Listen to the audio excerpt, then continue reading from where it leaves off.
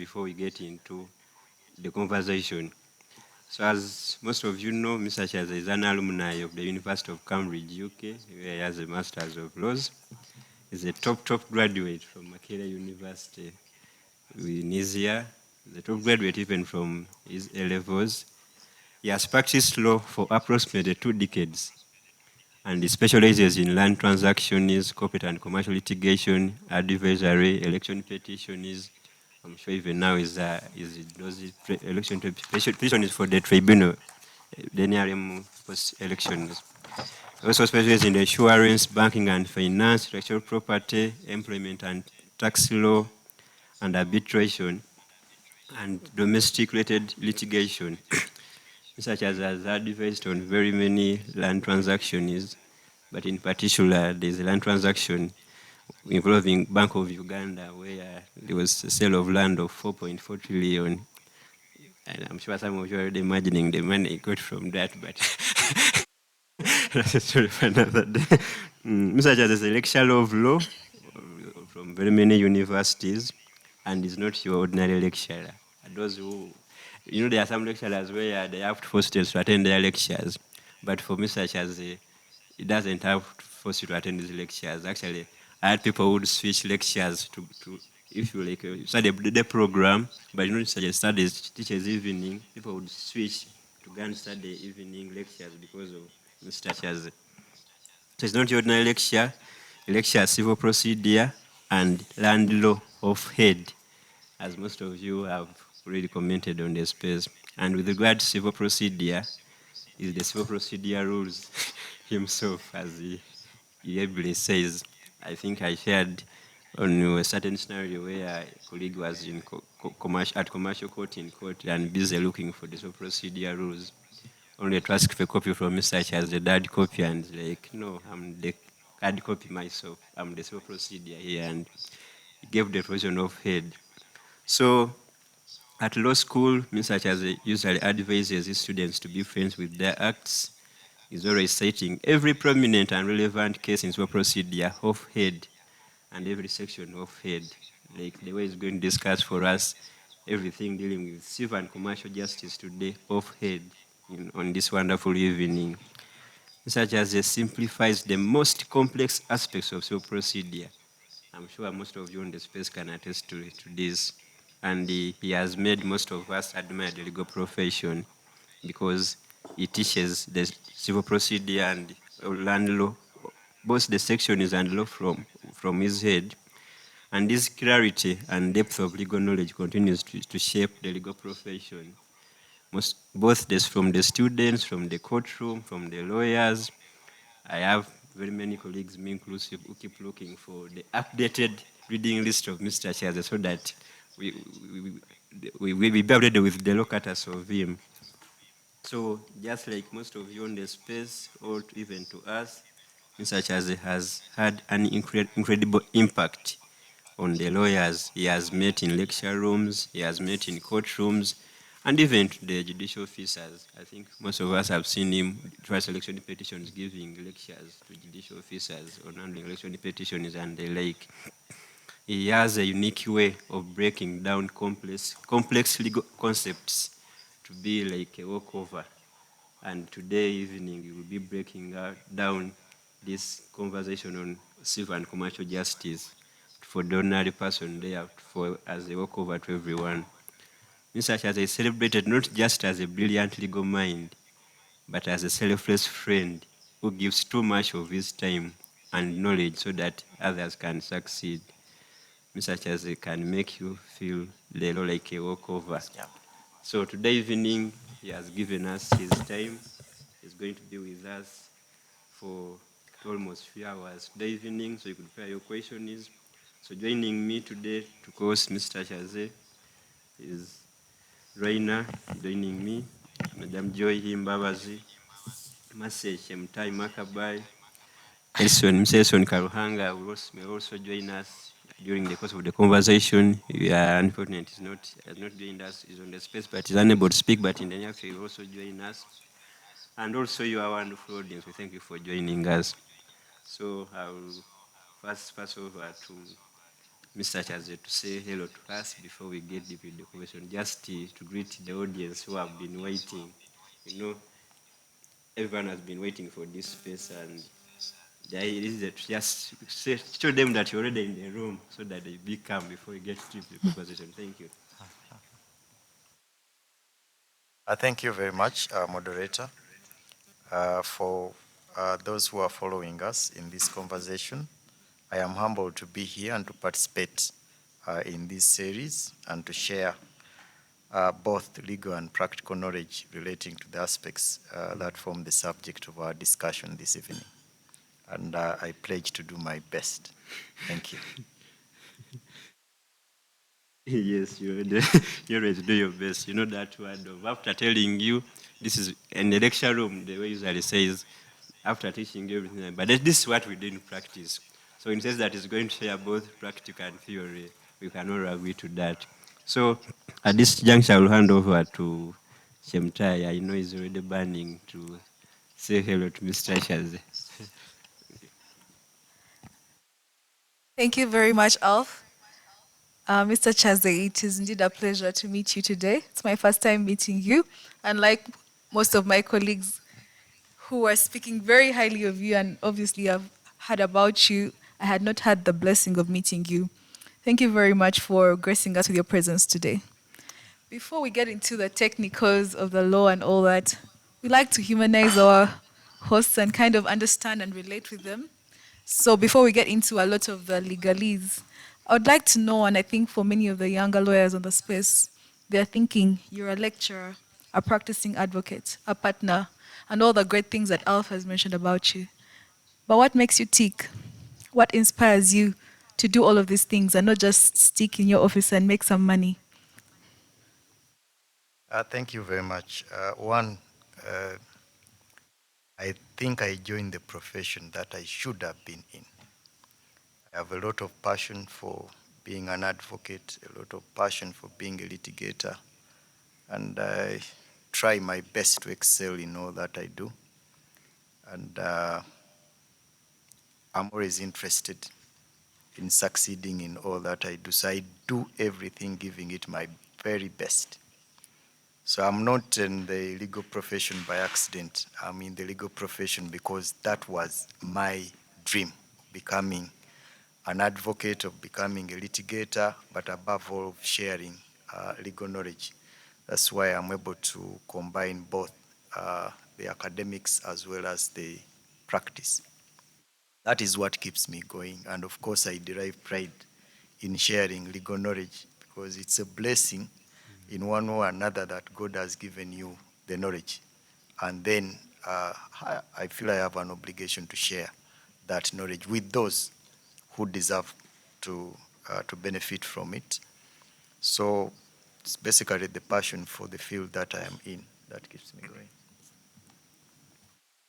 Thank you very much, Mr. Chaze. Thank you very much, Mr. Chaz. I think we are honored to be part of the people who are going to benefit from your knowledge today. We have a number of people on the space today, which is quite, interesting. And I think most of the people on the space are thinking to themselves, because we've discussed the issue of case backlog on this space over and over. And it's become evident that case backlog is not something affecting only one type of lawyer, it's affecting every type of lawyer. Whether you're an in-house lawyer or a practicing advocate, it affects your ability to deliver efficiently and effectively to your clients. In your opinion, and with your vast experience in working in the different courts and teaching law, what do you think is affecting our ability to have a commercial case, for instance, at commercial court, had within a record time and judgment delivered and executed by a particular party in any case? What's harboring? Is it the people who are working at the courts? Is it the judges that we have hearing these cases? Is it the quality of the advocates who are joining the bar? In your opinion, and best of your experience, what do you think is affecting the efficiency of our judiciary in delivering justice? Thank you very much. Quite a number of factors, and blame cannot be attributed to either the judges or the lawyers. It's quite a number of factors. The first thing is, what cases do we take before the commercial court? are they worth being before such courts? Do we investigate the merits of the cases before we file them, or we do research after filing the cases? That is one. That is now from the bar. Then two, what is the aim of filing a case before the commercial court? Is it to generate a remedy for the client, an ultimate remedy, or an interim remedy? Where a suit is filed with the intention of buying time for a client, definitely the intention of the lawyer is not to have it determined. It is to delay it in the court system for as long as it is possible. And that is why you find quite a number of suits that take longer to be heard. It's because people have obtained injunctive relief. Their initial aim and main aim was to obtain injunctive relief. Once they get a stay or they get an injunction, there is no need to hurry the determination of the suit. That is again on part of the bar. Then three, do we as lawyers comply with the directions of the court? Our pleadings are regulated by rules. Do we comply with the rules in time? Because the rules specify particular times within which we are supposed to take particular action. Do we as lawyers comply with those timelines?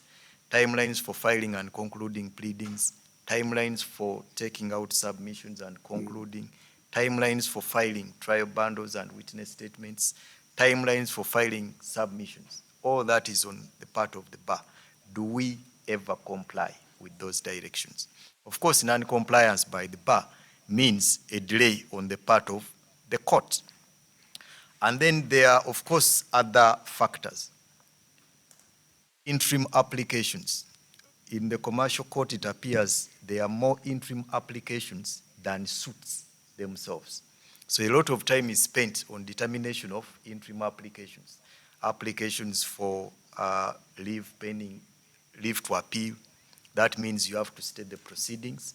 Then you have applications for leave to appear and defend, which are not meritorious but intended to buy time. Then you have applications for discovery, you have applications for interim orders, you have applications for injunctions. The judge gives more time to applications rather than to the merits of the suit. So by the time the judge comes to determination of the suit, they are already overburdened by the number of applications that we file. And the question normally is, are these applications merited?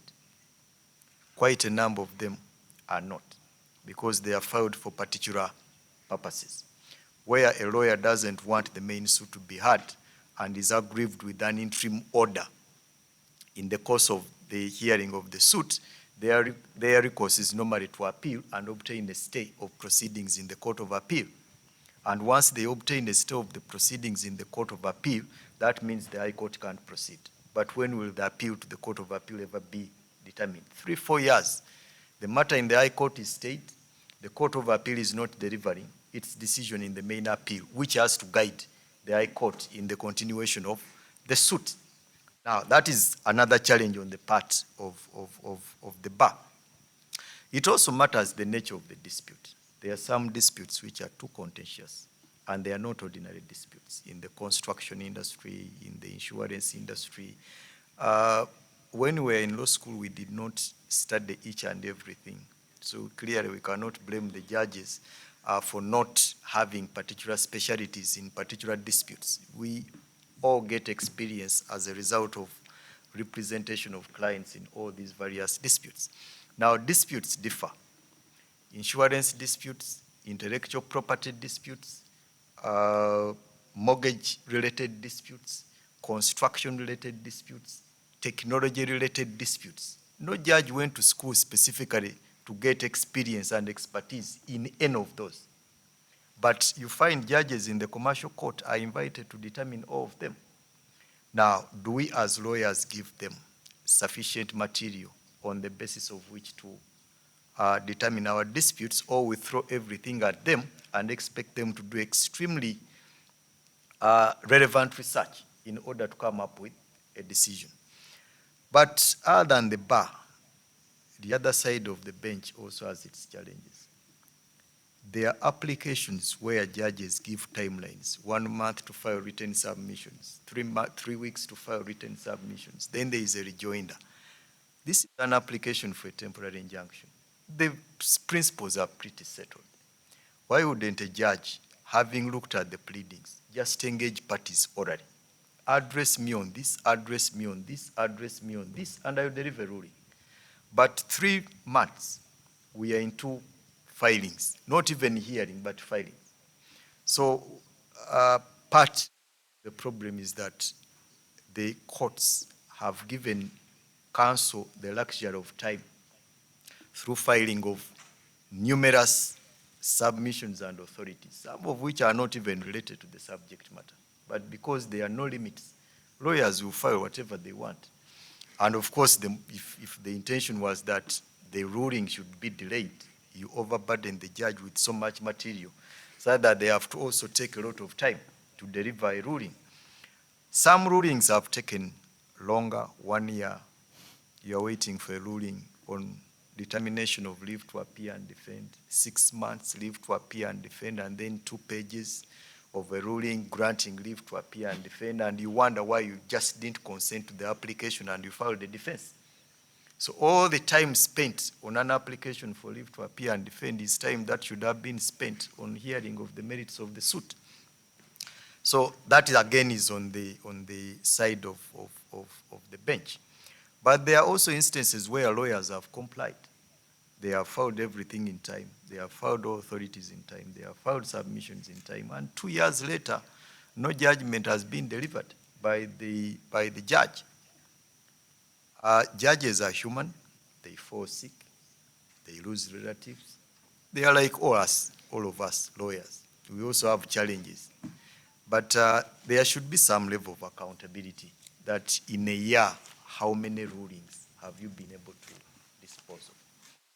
Why is a ruling taking 1 year on an application that ordinarily should appear to be simplified? And of course, there is now the element of research assistants who are assisting the judges. I do not know the manner of their recruitment, whether it is based on competence, whether it is based on experience, whether it is based on knowledge of the particular subject matter that the judge is determining, because you can only assist a judge if you are yourself as a researcher competent in the field. The subject matter whereof is handled by the judge. But if you have a research assistant who is not as competent, then the judge has to do the research themselves.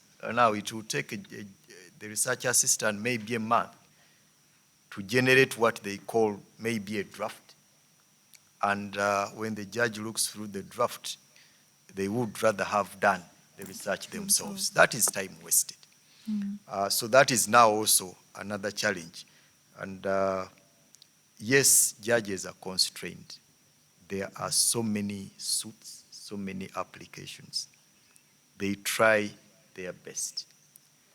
But there is need to account. Surely there are instances which are not excusable, where the judgments and rulings, if a judgment takes 2 years and you haven't written it, do you still remember what the witnesses said? Because memory of what the witnesses said, including their demeanor, forms part of a good judgment. But do you still remember, from the so many cases you have handled which are pending judgment, are you able to remember what these witnesses said, what their demeanor was? That impacts on the delay in delivery of your judgment. And I know they have tried. And as I've said, they are also human. They are also like us. They also have other challenges that relate to the profession. But I believe some of the applications can be dealt with immediately, and we focus on the suits. Then there's also the issue of procedure. At scheduling conference, a judge should be able to conduct scheduling with an aim of ascertaining what issues require determination. But where you bring a joint scheduling memorandum and the judge says, are you adopting? We have not gone through it. We have not checked whether the issues are even relevant for determination. We are just going by what 2 lawyers have sat in their office and produced before the judge. Then documents. Counsel, are the documents agreed or not agreed? Why don't we go through the documents and we see their relevance? Because at that stage, the judge is understanding the dispute. The lawyers are also understanding the dispute that is before them. And at that point, a lawyer should be able to weigh whether they should continue with this litigation or whether they should actually go for mediation and possible settlement, because that requires intervention of the judge. But where the judge allows everything, the lawyer says, my lord, we filed a joint scheduling memorandum. Counsel, do you have an objection to it? It is admitted. But we haven't gone through it. If we went through the agreed facts and disagreed facts, maybe the court will guide counsel in light of these agreed facts. Do you really want to go on with this litigation? Don't you think this is a matter that we should send for mediation? And some judges have succeeded at that stage. By referring the parties to mediation, we have ended up with the consent judgments. Because counsel normally realize that they filed a suit without doing sufficient research. After filing a suit, then we go and do research, only to discover that the authorities available cannot sustain your action. What do you resort to? Delaying tactics. Let me delay it as much as possible. Possibly another new judge will come. This one has understood it. Another new one will come and we start afresh. So those are some of the challenges that delay some of the disputes. Then there's also the strategy by counsel. By the time you go to court, you should know, at least by over-assessment, is this a matter which is a 60-40? Or all I need is instruction fees. I file, the rest we shall see in the course. Those are now quite a number of suits we have in these courts, where lawyers file and do research after filing. And where they discover that they actually have no cause of action, they can't withdraw the matter, the best that they can do is to use all tactical strategies to ensure that that matter does not come to a conclusion.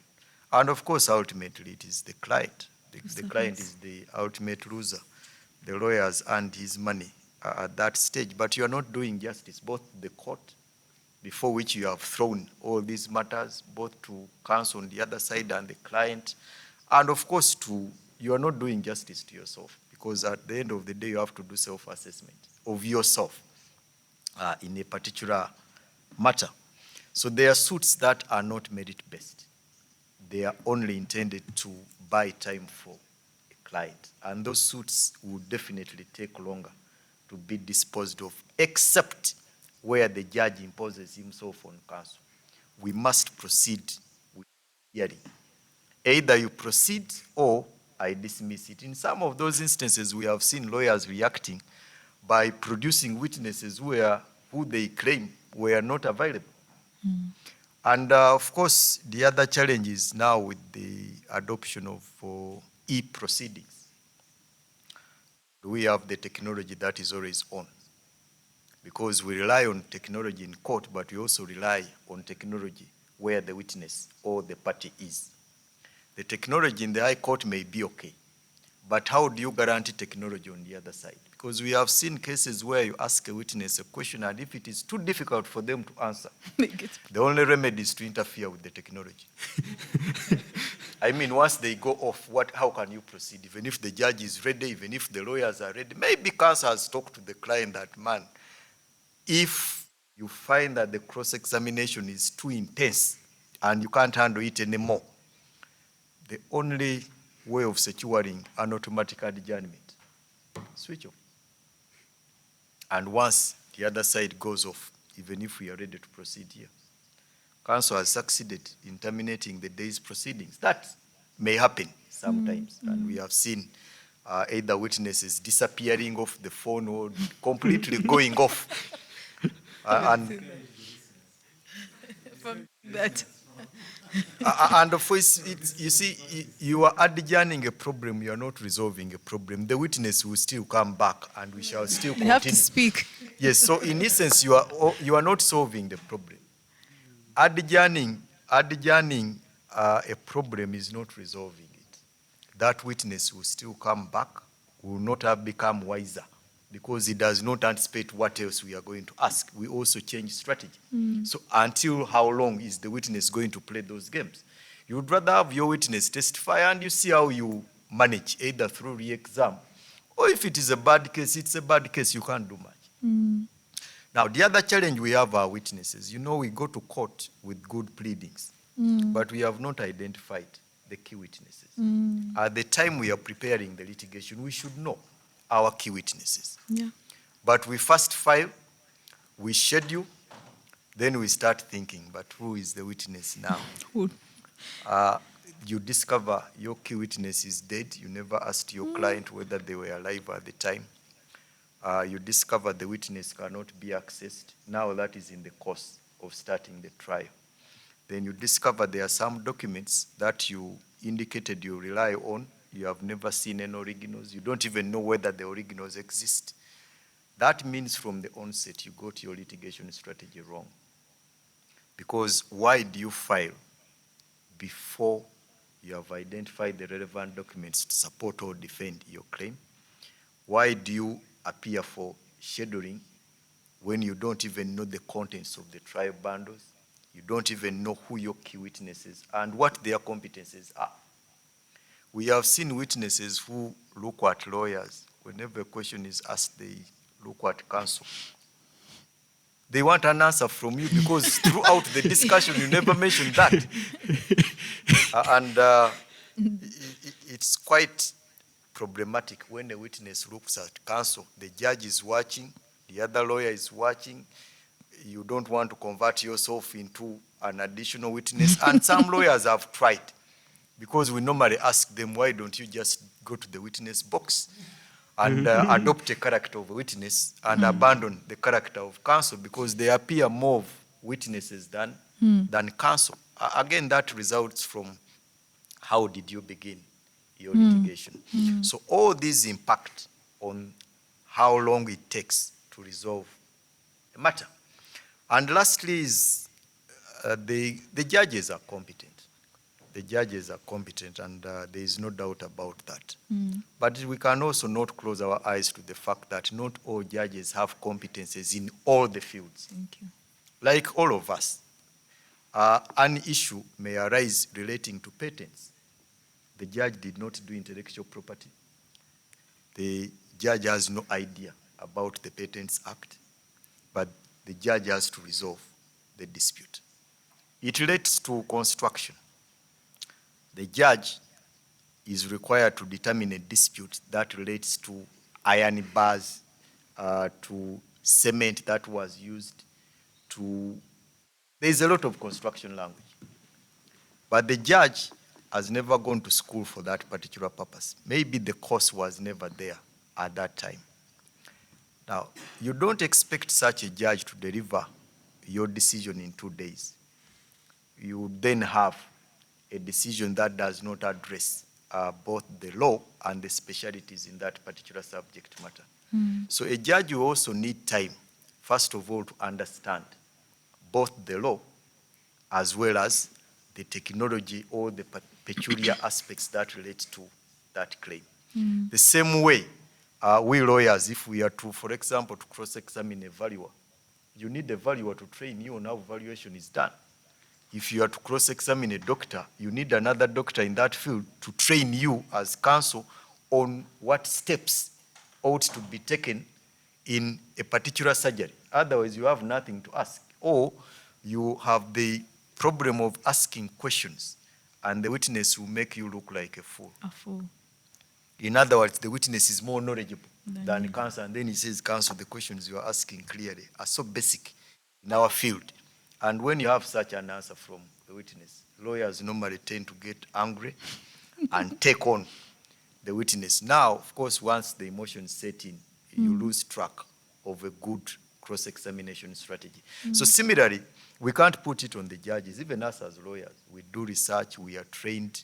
So judges also need time for particular matters where they did not have that specialty in order to understand it, to do their own reading, and then to deliver a comprehensive decision. When we were in law school, there are certain things we never studied at all. For example, I did not do employment law, but I'm always in the industrial court, litigating in employment matters. Maybe the Employment Act did not even exist at the time. The same challenges we face are the same challenges judges Oh, face. assessing. Now, those who have been fortunate enough to work in the industrial court for some time did not go there as experts.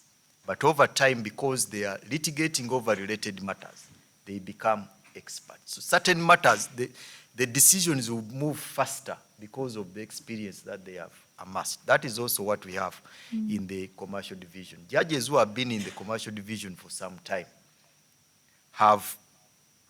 find it quite easy because some of the disputes are interrelated. Spousal consent, mortgages, these are now basics for them.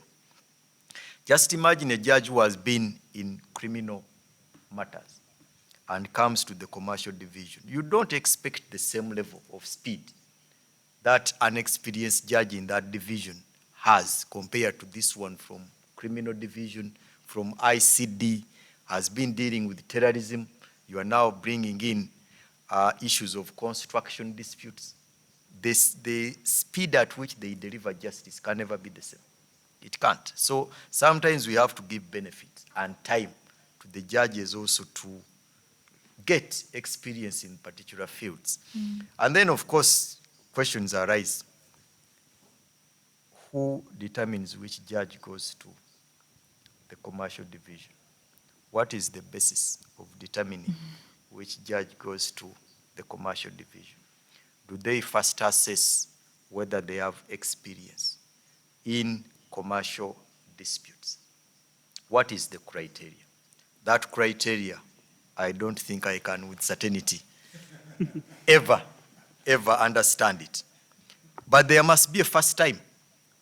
If we are to say that only judges who or people who join the judiciary and go to commercial court must have experience in commercial disputes, assuming they are not there tomorrow, what happens? Then there is also the issue of if he's good here, then let him also go to another either division and those people also benefit. So you have challenges that we normally say, why are particular judges in the commercial division when their expertise is in family law?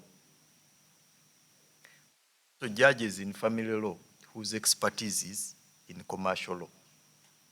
The criteria of allocation is one that we do not know so much about.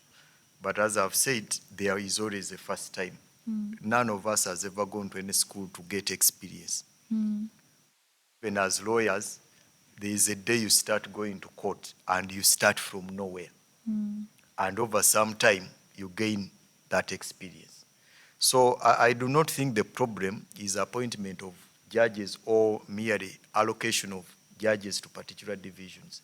The problem should be the judicial officers capable of learning and gaining experience in areas which they are not accustomed to within the shortest possible time. Do we have the facilities to enable them gain that experience within the shortest possible time? The law firms where we went when we had just completed the LDC, we didn't know much. But their assessment is, are you trainable? And if so, is it within the shortest possible time? That is the lawyer they want. But they can't say we want an experienced lawyer who has finished LDC. You will never get any. Similarly, in the judiciary, you can't say we want a person applying to become a judge when he has specialty in insurance. What if he has specialty in insurance but does not have specialty in mortgages or in corporate finance or in banking? And are you going to give him only insurance-related claims? No. So I think the solution is about how fast can the judicial officers be trained in that particular field? How fast can they learn in areas where they have no expertise? Do they have the passion to do so? Because if a person has no passion in commercial law, it does not matter how long they will be in the commercial court. It doesn't. Because once you lack the passion, then you lack the ability to learn very fast.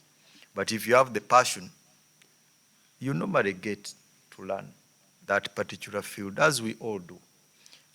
We have done, for example, election petitions. We never studied them anywhere, whether at campus or LDC.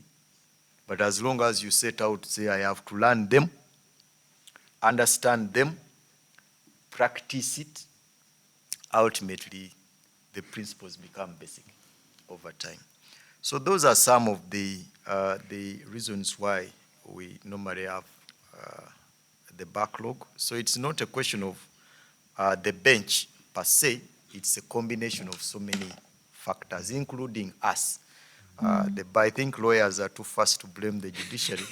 And it's like a student who has a retake and he says it is the lecturer. But when you sit down with the student, he came late on the date of the exam. He had not prepared the entire week.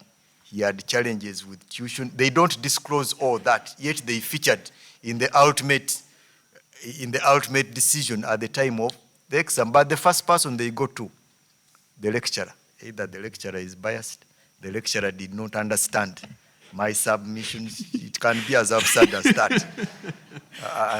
And then you say, but have you done self-evaluation of yourself as at the time you appeared for this paper?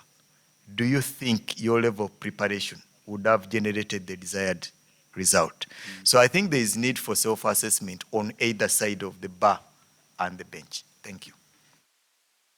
Thank you. Thank you, Senior Advocate. I think you brought a fresh perspective to the space with respect to the role that the advocate plays in this whole issue of case backlog. I think you've broken it down in a very interesting way.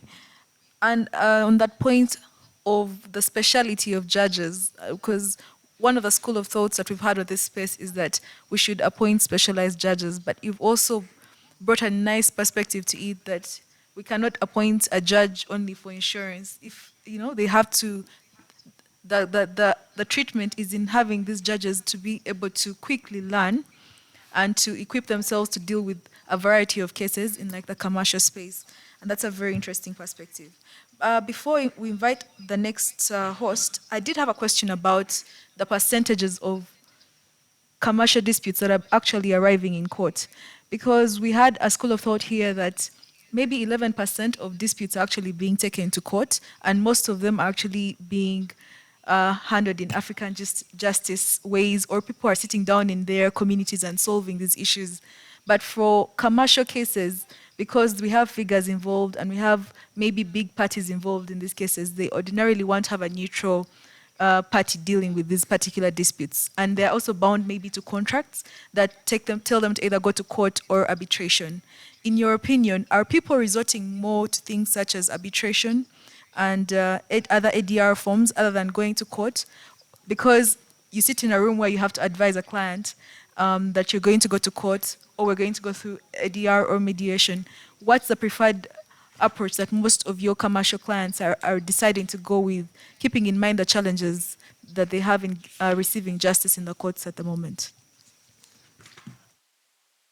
Yeah. Thank you. Commercial disputes normally arise from the constitutive commercial transactions and the agreements that we do for these clients.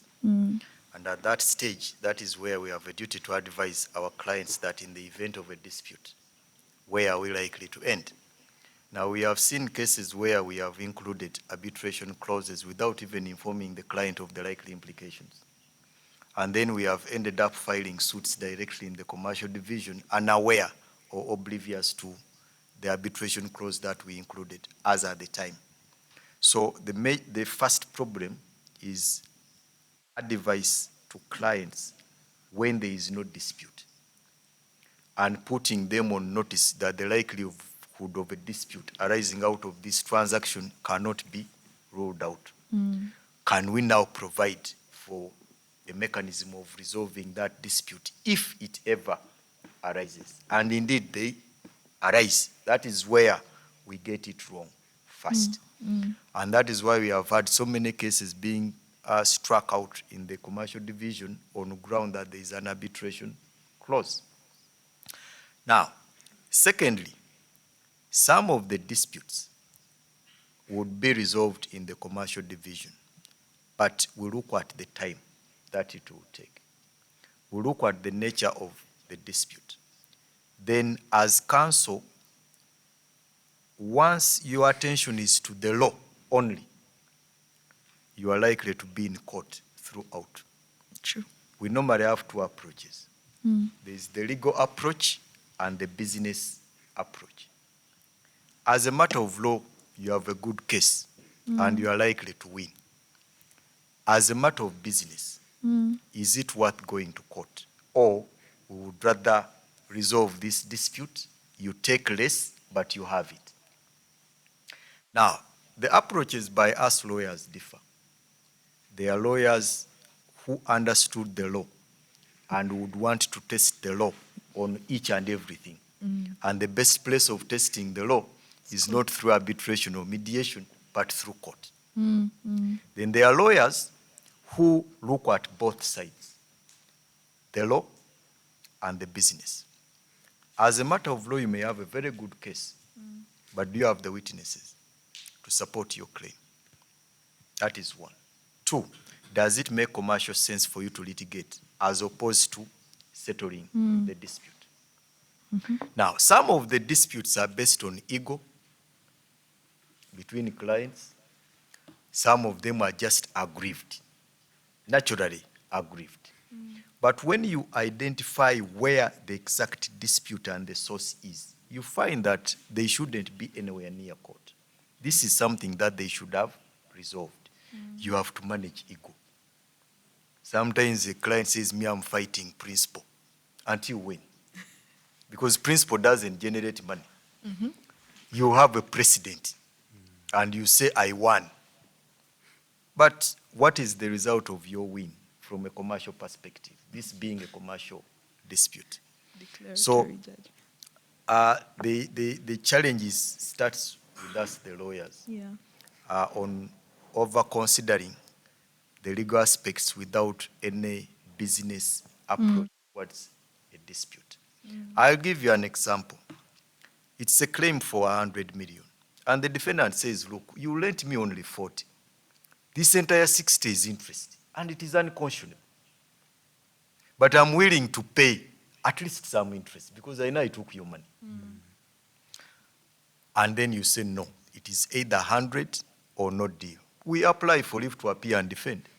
And the threshold is low. So a person who would have accepted to pay now starts, the signature on the agreement is forged, there was misrepresentation. The lawyers become creative and will create a good defense on the face of it. And at that stage, the court is not interested in going into so much of the merits. So he will get leave to appear and defend, maybe after 6 months or if not 1 year. He files a defense, another 1 year of pre-trial proceedings. And the difference between the two is 20 million.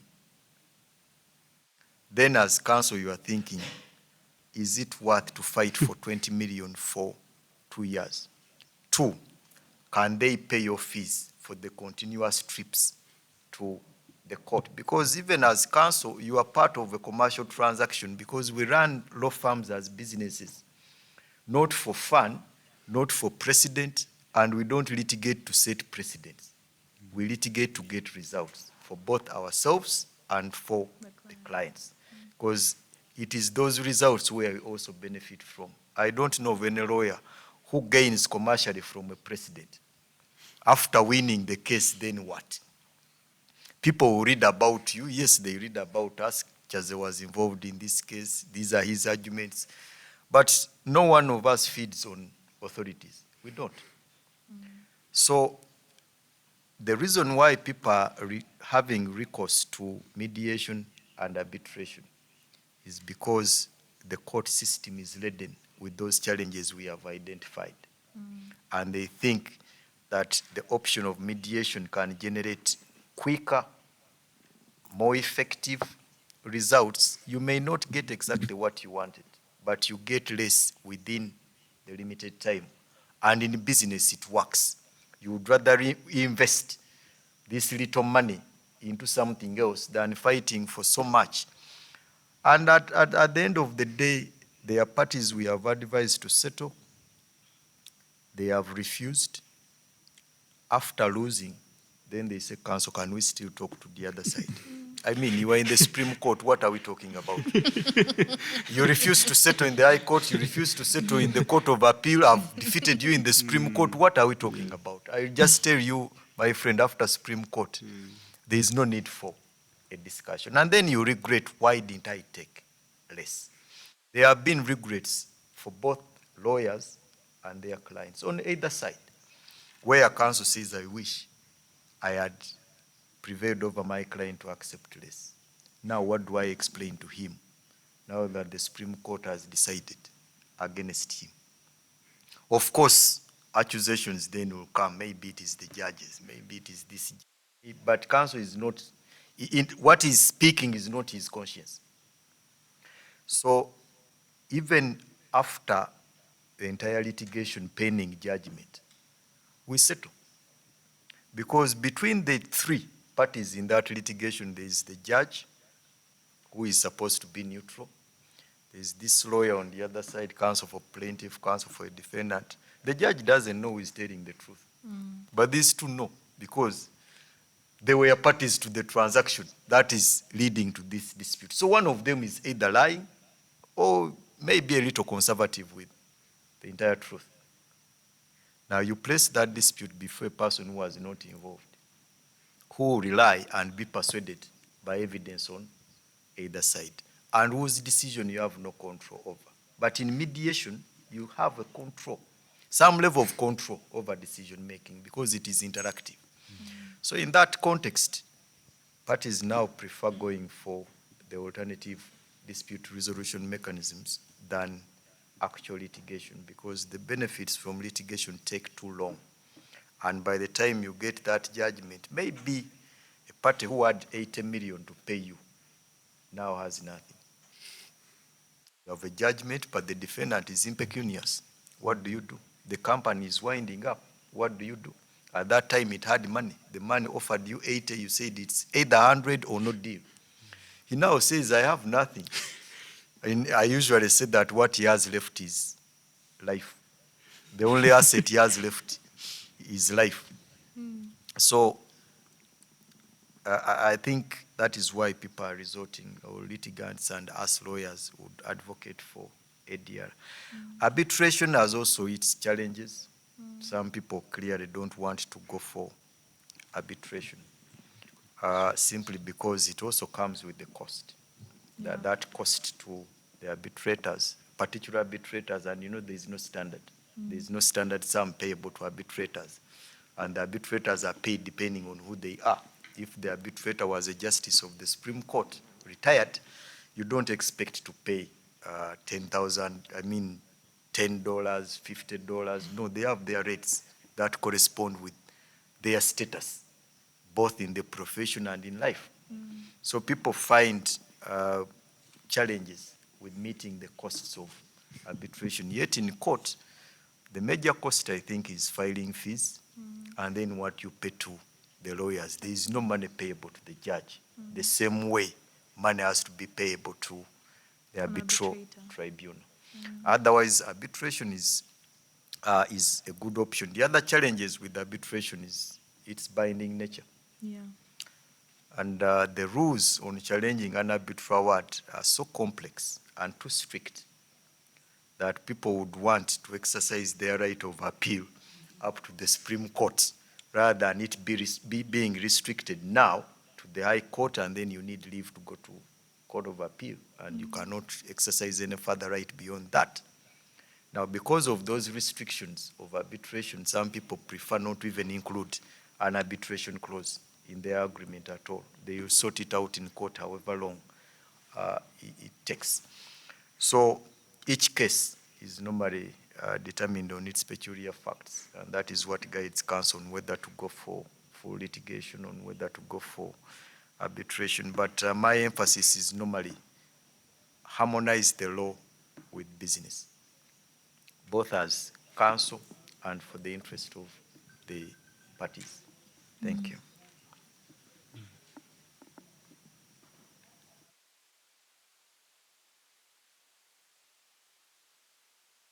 Thank you, Mr. Chaz. That was very insightful.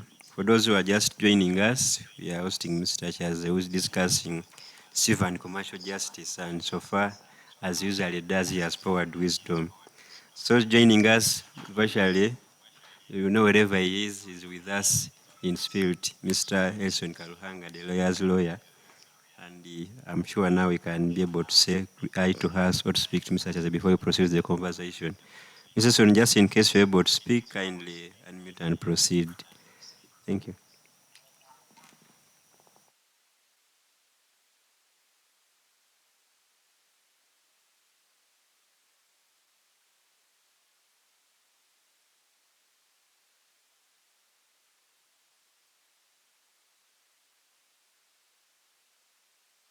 For various reasons.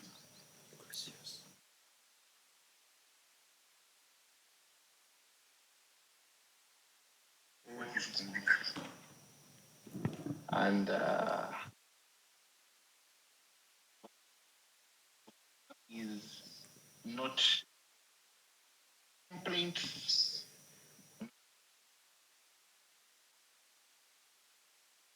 You will all agree with me that so far we are listening to a masterclass from the man himself, Mr. Joseph Chaz, a man whose brilliance and whose energy and whose experience has been served to listeners of these judicial service conversations. And I think myself and on behalf of all of us who are listening, I'm very grateful to you, Joseph.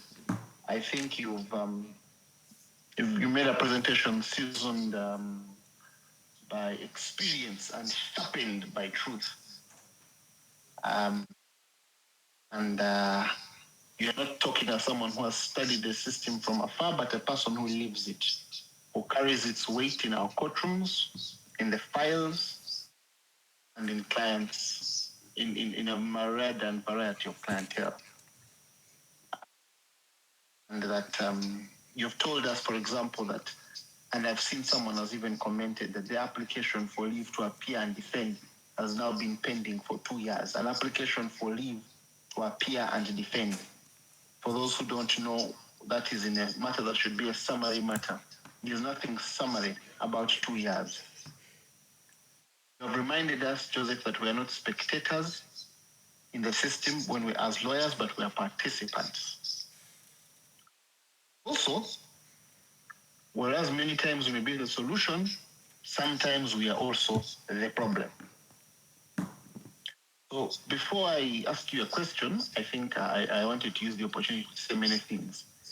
But from this distance, let me just first and foremost say thank you so very much for your candor, for your clarity, for showing up.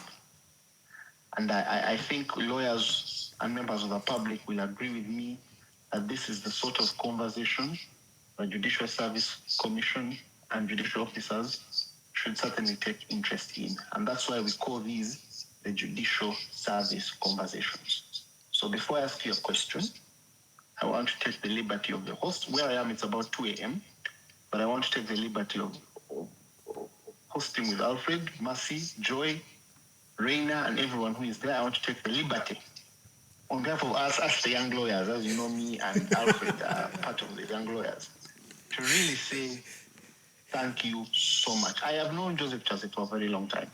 We have appeared in many matters together, many big matters together. We have appeared against each other. We have fought, we have agreed, we have plotted, and I can say that it is an absolute pleasure to have you here. I want to divert from the conversation we're having now to ask you a question about a matter of great public importance. You know, you are a well-known you are well-known in the sphere of legal education.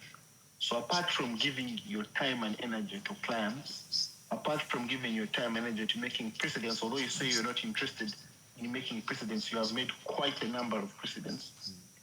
You also give a lot of your time to students and to legal education. And today,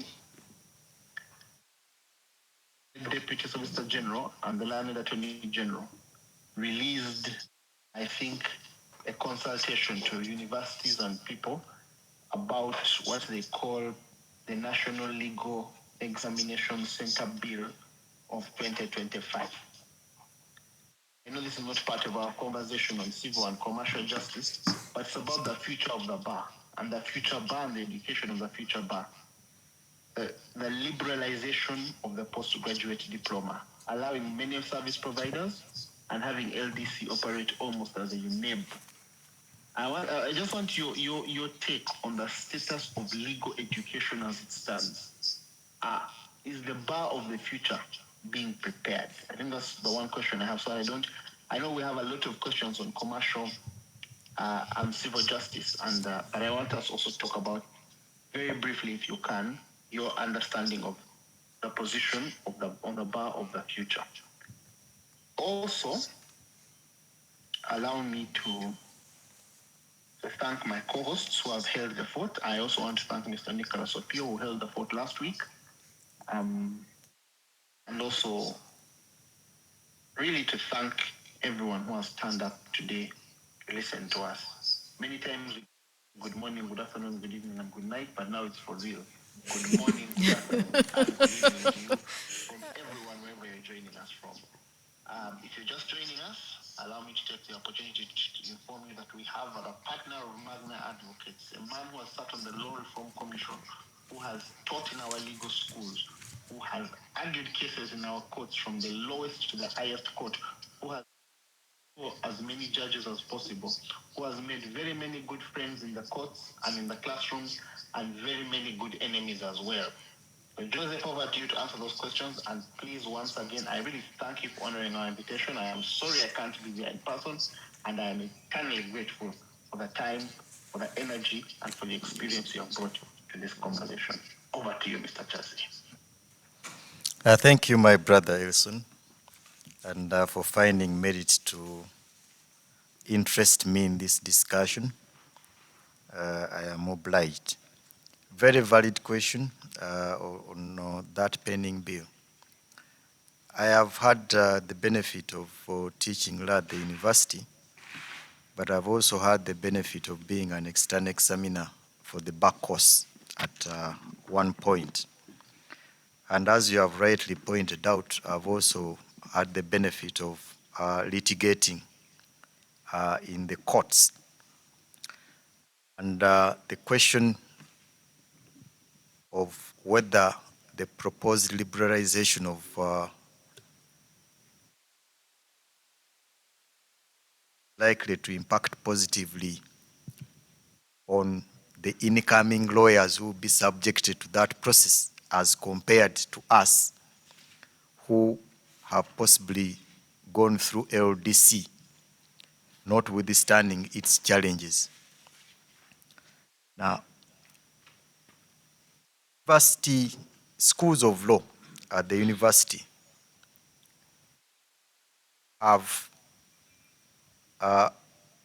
lecturers, some of whom practice law, others who do not practice law. It also means that the training centers that are envisaged under the new arrangement, they are accommodated at these schools of law. A question of who is competent to deliver both the theory and the practice in those institutions will arise. Currently, what we have, of course, is that the universities will teach the theory and then LDC does the practice, which is not absolutely correct, because some of us who are in practice, we actually do both. We tell the students what the law is and what we do in practice. They should know both so that they are not in shock. When they get to court, they start citing laws and everyone is just in shock. Someone is applying for a bail application and they cite Uganda versus VCJ according to the constitution, yet the judicial officer is interested in whether or not you have sureties.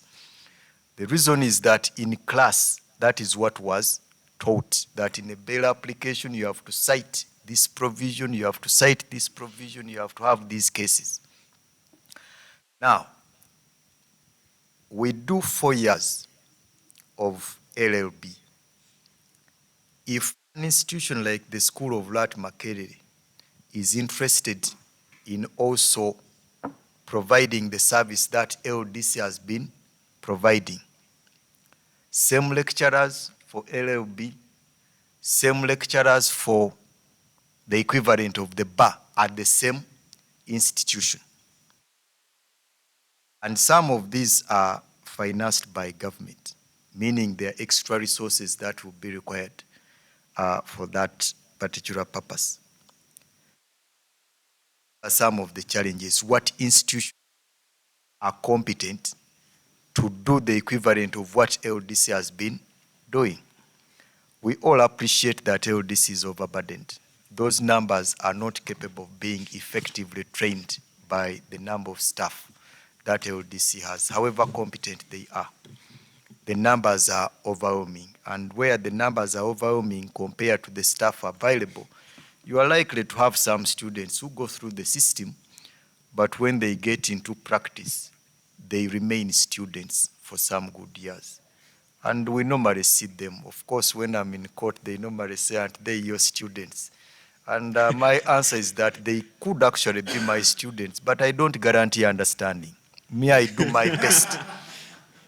I do my best in delivering the best I can. Whether the recipients or intended recipients of the knowledge I've shared have understood it the way I've explained it is a little different. But again, it speaks to passion.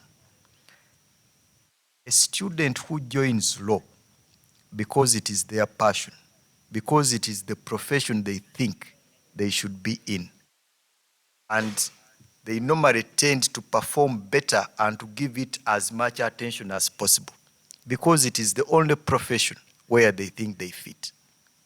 But we have varying categories of students. There are those who join law because they are big brother. Joseph Chaz joined law and they see some semblance of success. Why not? But knowledge of the law and passion for the law is not based on family. It's not based on relations. There is some personal passion that you must have. Now, let's assume that the bill goes through the way it has been proposed, of course, subject to any modifications. Are we likely to have a better and well-rounded advocate resulting from the new arrangement? I'm not able to get a precise answer to that because there are a number of factors that will affect the competence of that student. One, if there is a national exam, we are comparing this to UNEB, but we have tested UNEB before. We all did A-level exams set by UNEB. We all scored A's. We were in the papers. We joined the same law school, same class. And we say we are all competent at the same level because we did the same national exam? No. There are some who succeeded, there are some who struggled, there are some who failed, but they all did the same national exam and passed it. We also sat in same classes at the university. And after university, we went to LDC. And for one reason or another, you find that some of the best students in universities are the major strugglers at the back course. I must say I'm lucky I wasn't. For one reason or another, I managed to remain afloat because of the passion I had. I always believe that whatever anyone else can do, I can, with the grace of the Lord, compete effectively. But there has been that challenge that quite a number of very brilliant students from universities get to LDC and they can't pass the back course. That does not mean that they have since lost brilliance. But it also matters the nature of training where they have gone compared to the training where they are coming from. Were they given so much at LLB that when they get to LDC where there is a lot of self-reliance, they can no longer compete? Are they students from senior 6 schools where they were being given everything so that when they get to university and it's no longer offered that way, they become less competitive? Now, that is where we have been. Where we are heading, there will be a national bar exam, a national exam for prospective bar students who will be admitted by the various institutions that will be accredited for that purpose. Do we have competent trainers for those students? Do we have the limitations on numbers? Do we have the resources for those students? Are they exposed enough in the course of their studies that they will make better lawyers? We cannot celebrate that we are the best lawyers. We also started from somewhere. And I think we have become better and better over time because we are exposed to quite a number of transactions, to quite a number of matters in litigation. We should not be too negative that all incoming lawyers are either weak, less intelligent, incapable of being competitive. I am very sure quite a number of us must have fallen in some categories during our own legal training. So ultimately, what will matter is not merely liberalizing back course. Other factors like the personnel to train the students, the quality of the students.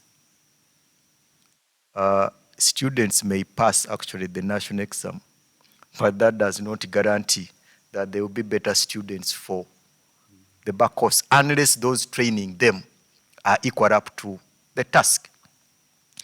Now, from my experience now as an academician,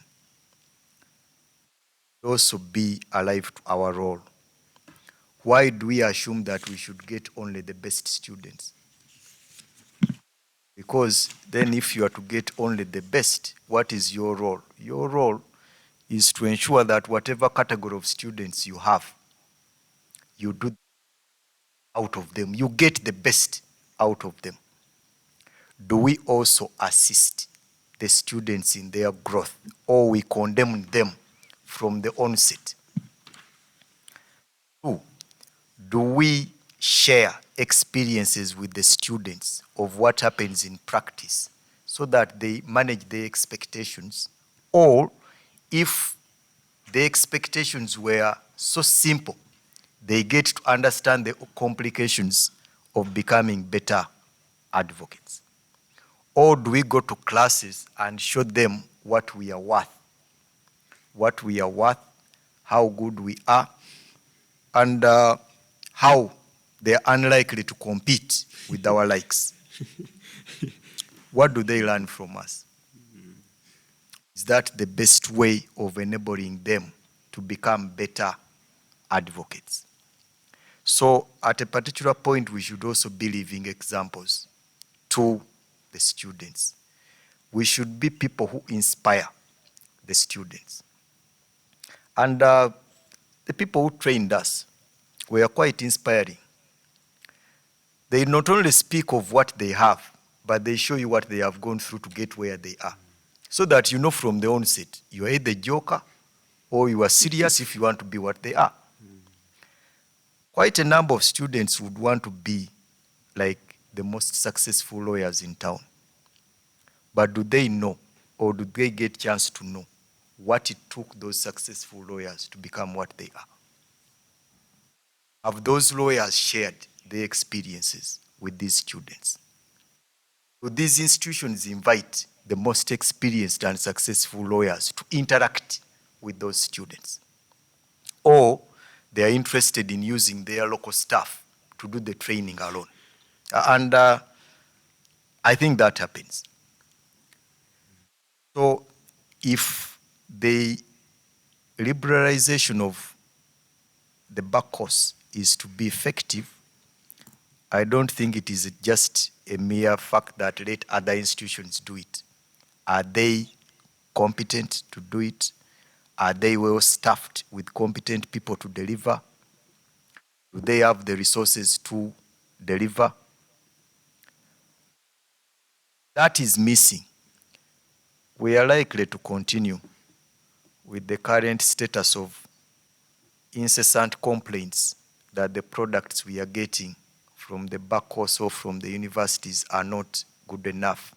The question is, were we the last brilliant category of lawyers to start imagining that the new generation can never have our likes? And I think that is negative on our part. Yes.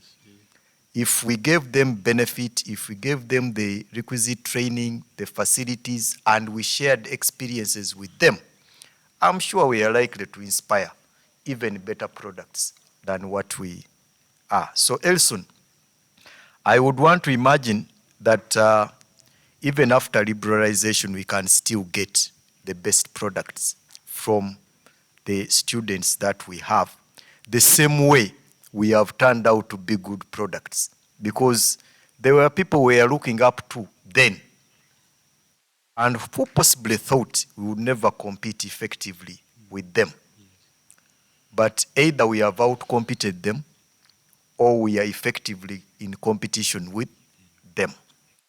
That takes personal initiative, it takes passion, and it takes some level of training from, and of course, learning from those who are senior in the field. So I am sure that it will help in terms of numbers being managed in particular institutions as opposed to one institution having overwhelming numbers. But the result may not significantly change unless there are facilities and unless we have competent trainers for these institutions. And then, whereas we are looking at a national exam, we are not looking at a national exam for trainers, because each institution will be at liberty to retain those it considers to be competent trainers. But do we have a basis of assessing? You find someone has been in practice for 1 year, is at the institution training students. What do you expect? Because the threshold for entry into that particular institution for purposes of training is low.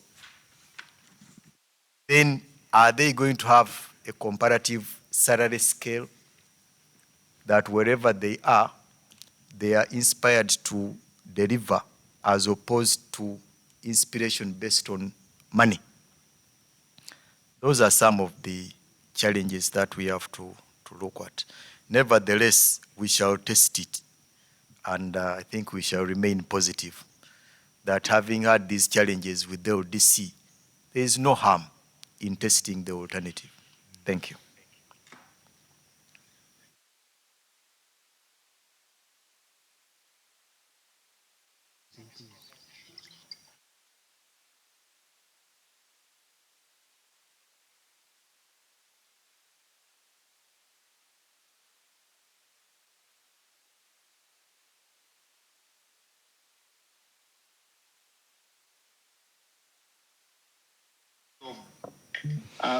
Thank you so much, Joseph, for that. I think when you said that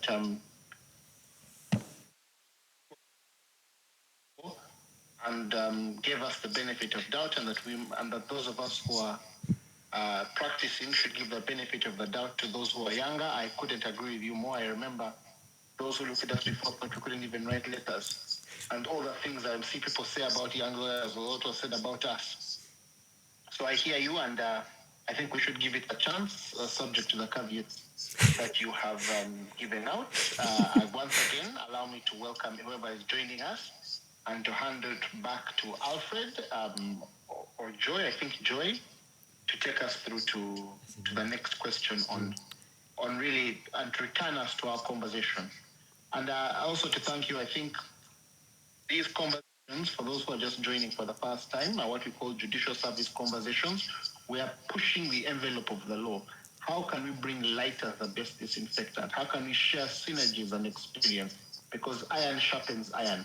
And today, the iron from Magna, the iron from Joseph, is sharpening in every single day and firing on all cylinders. And we're grateful to you, Mr. Chaz. Over to you, Joy. Okay. Proceed. Thank you very much, the lawyer's lawyer. Who's finally getting to leave the good morning, good afternoon, and good night greeting. It's good to hear from you, and thank you very much for organizing such an amazing space where we can get here and be sharpened like iron. And yes, to all of you that are listening in, we have over 2,000 people listening in, Senior Counsel. That's how much people were anticipating. There's been a lot of comments, I think the whole day we've had a lot of activity going on. And this can only be evident by the numbers, over 2,000. And there's more, I think, on TikTok who we haven't checked on yet. But thank you very much for all that insight, and it is an honor to be sitting right across you and tapping from that knowledge. Now, before Council Elson came in, we were talking about backlog and talking about if the problem is really about backlog or is it a much deeper crisis and all that. And you pointed us to different angles like management discipline, case ownership by lawyers, judicial officers, as well as witnesses, and a lot of knowledge that was shared right there.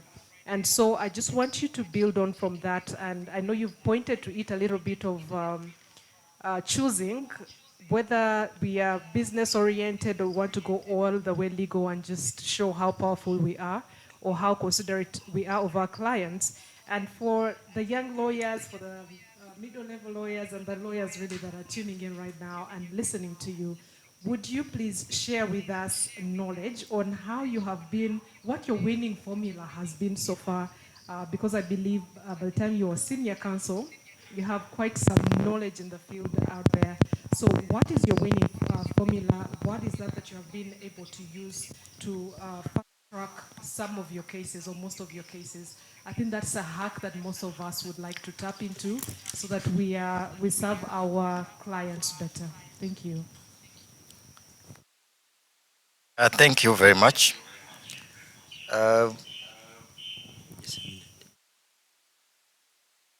The first step for any lawyer to successfully litigate a matter is understanding the dispute. Understanding the dispute, understanding the law that governs the dispute, understanding the documents that you rely on to support a claim or a defense,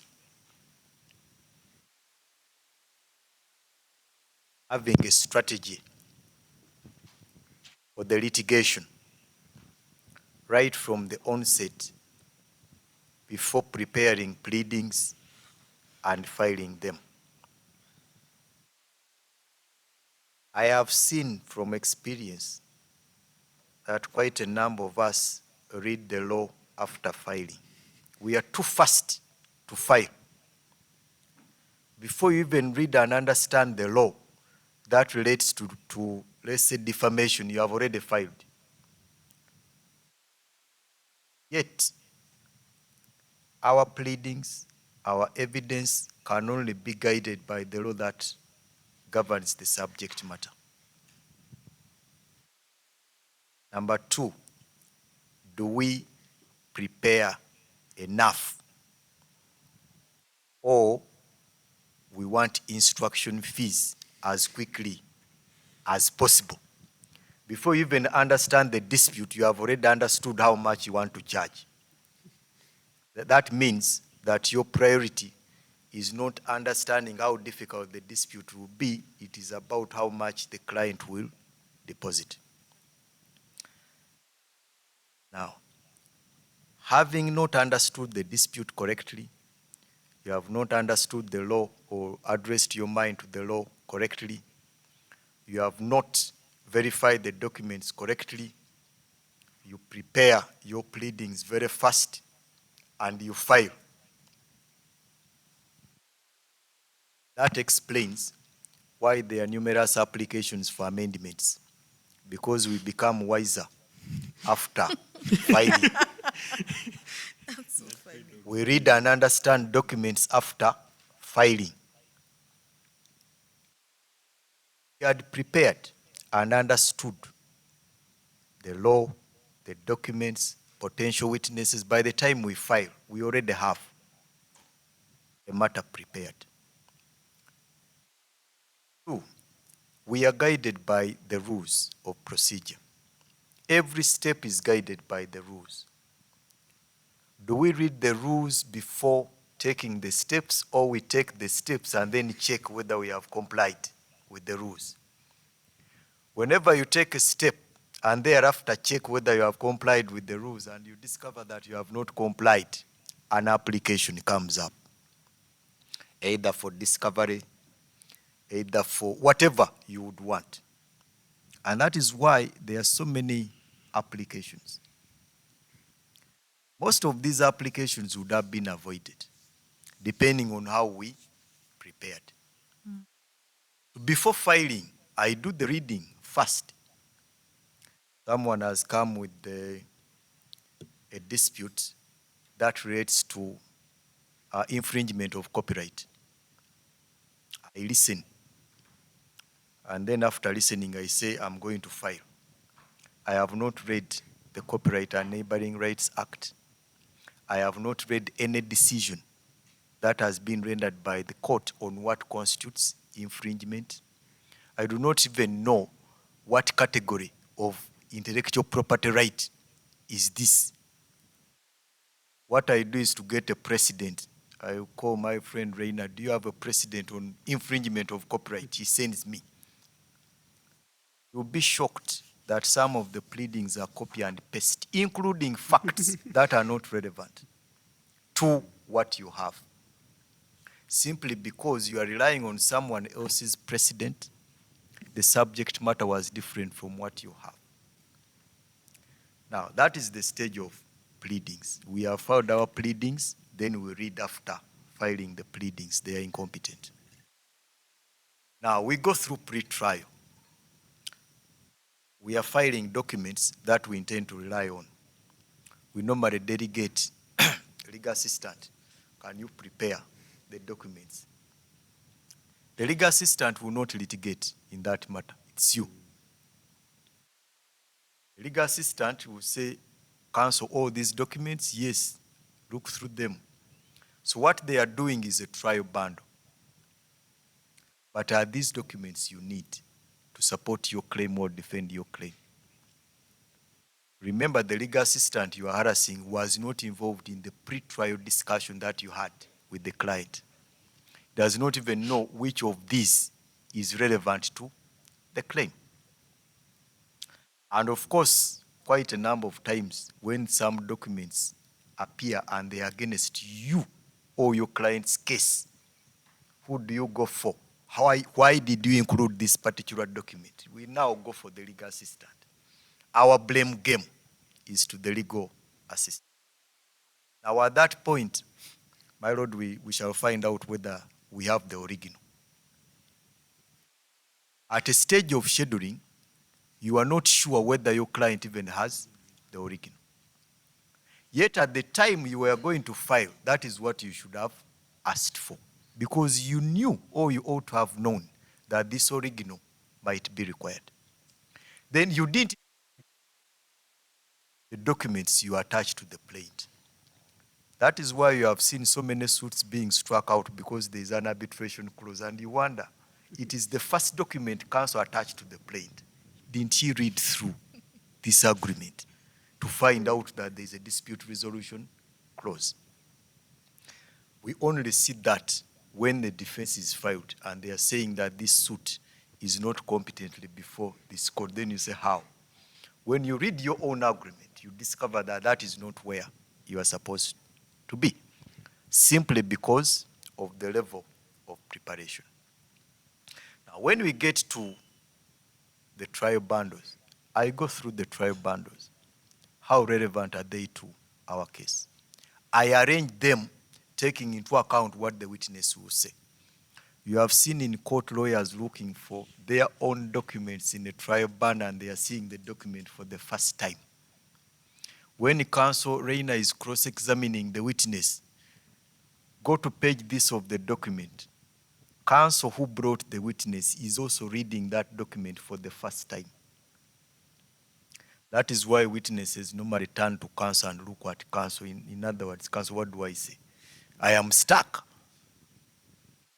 You're asking me about this document, what do I say? And of course, as counsel, you say, suffer.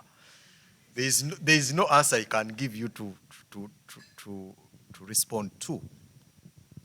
Now, we also have the tendency of let's assume we are now done, because I'm looking at how I fast track my matter. I have arranged my documents that align with my intended witness statement. This person says we executed the mortgage, but the mortgage is in the middle of the bundle. All the documents at the beginning are not related, yet his testimony starts with we executed a mortgage. Why shouldn't it be the first document? So that as the witness is testifying, the documents are aligned in the same way the flow of the evidence is. It becomes easier for the judge, because the judge will open page 1 and will see that that is the first document we are talking about. Now, we also prepare our trial bundles with numbers. My lord, the document is in the middle of the bundle. Where?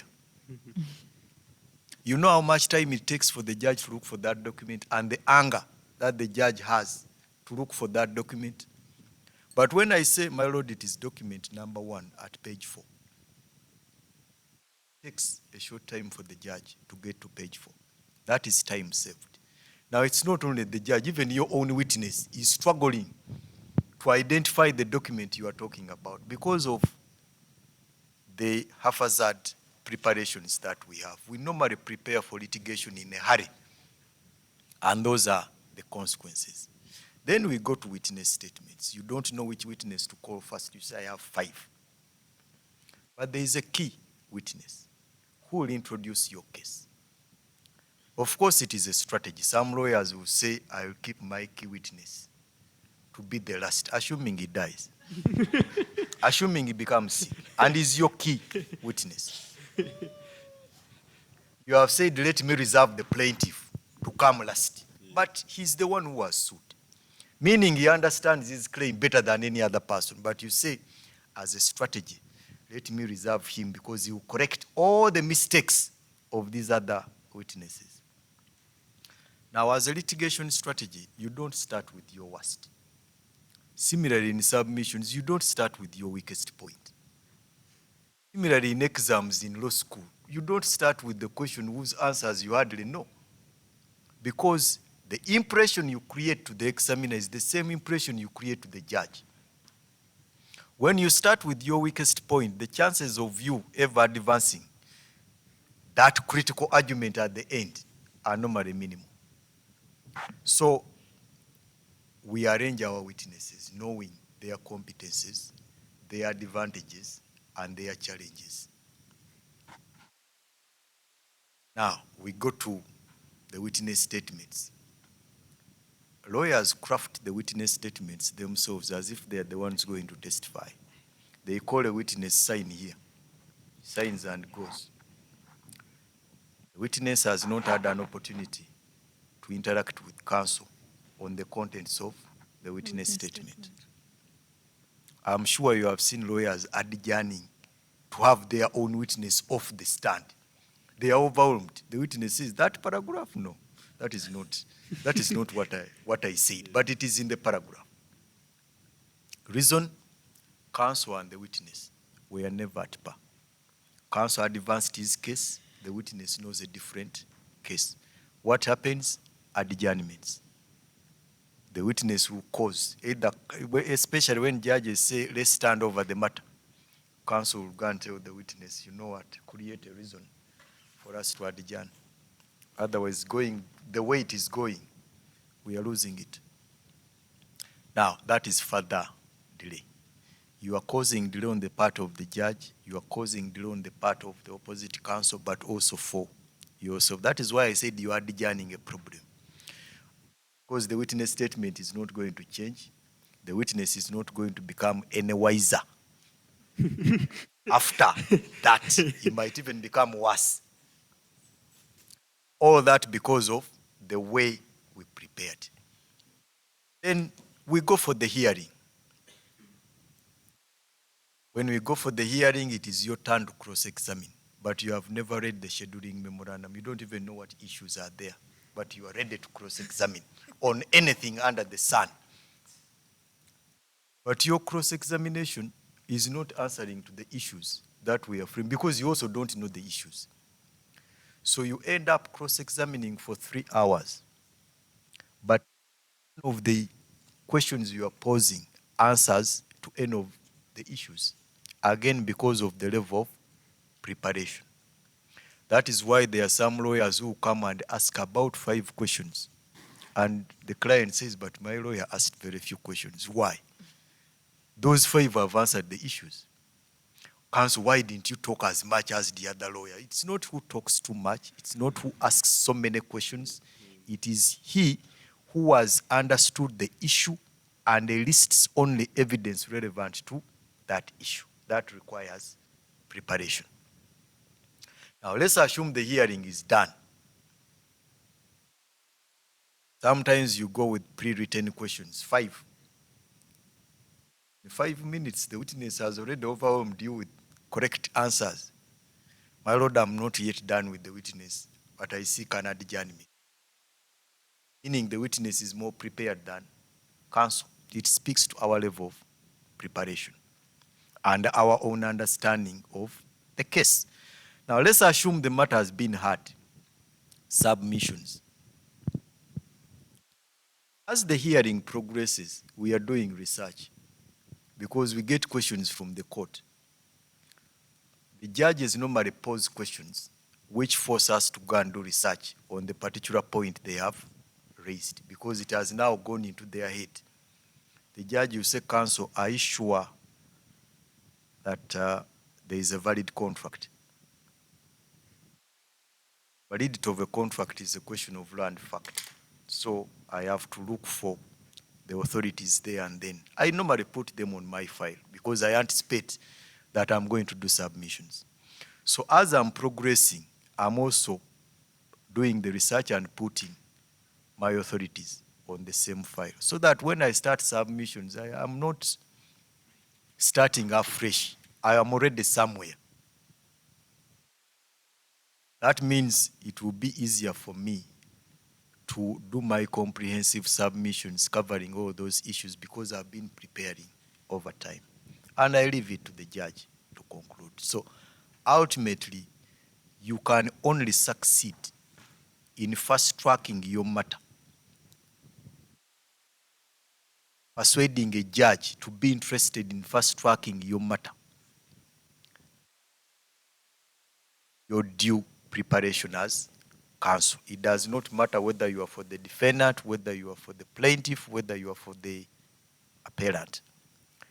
So the earlier preparation normally determines the trend that you take in the litigation. Where you see so many applications, it normally speaks to what was the initial strategy and what was the preparation. So it is really a question of you being interested in what you are doing, not only for money, but also for success. Thank you.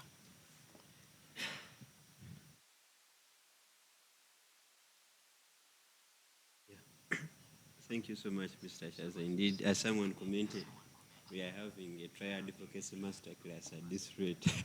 And just to join other people to thank you for giving chance to young lawyers, like the counsel also said, giving up to young lawyers to benefit of doubt also raising their practice. We would like to thank you, like everyone on call.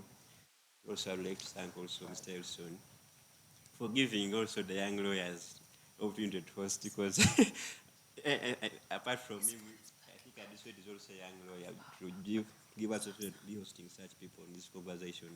And for those who are asking whether the session is being recorded, it's being recorded, and we shall have the conversation after, because this is not a conversation you don't want to just listen to once and go away. You need to go back and refresh. I was trying to rate the key takeaways from the question, but you could rate everything, so you can't really go on and on. So at this rate, there's another young lawyer who's planning to ask the question. Who is also a young lawyer asked a question which was in the young lawyer's mind on the duration of the back or exams and what. So just to shift a bit from prior advocacy, there's a young lawyer who has a mission-based question she wants to ask at this point. Roina, I think you're unable to speak. You can proceed.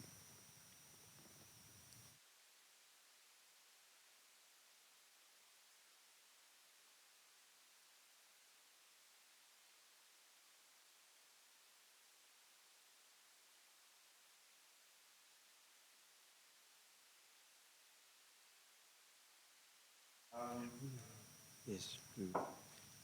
Well, it's a pleasure to be speaking on this space.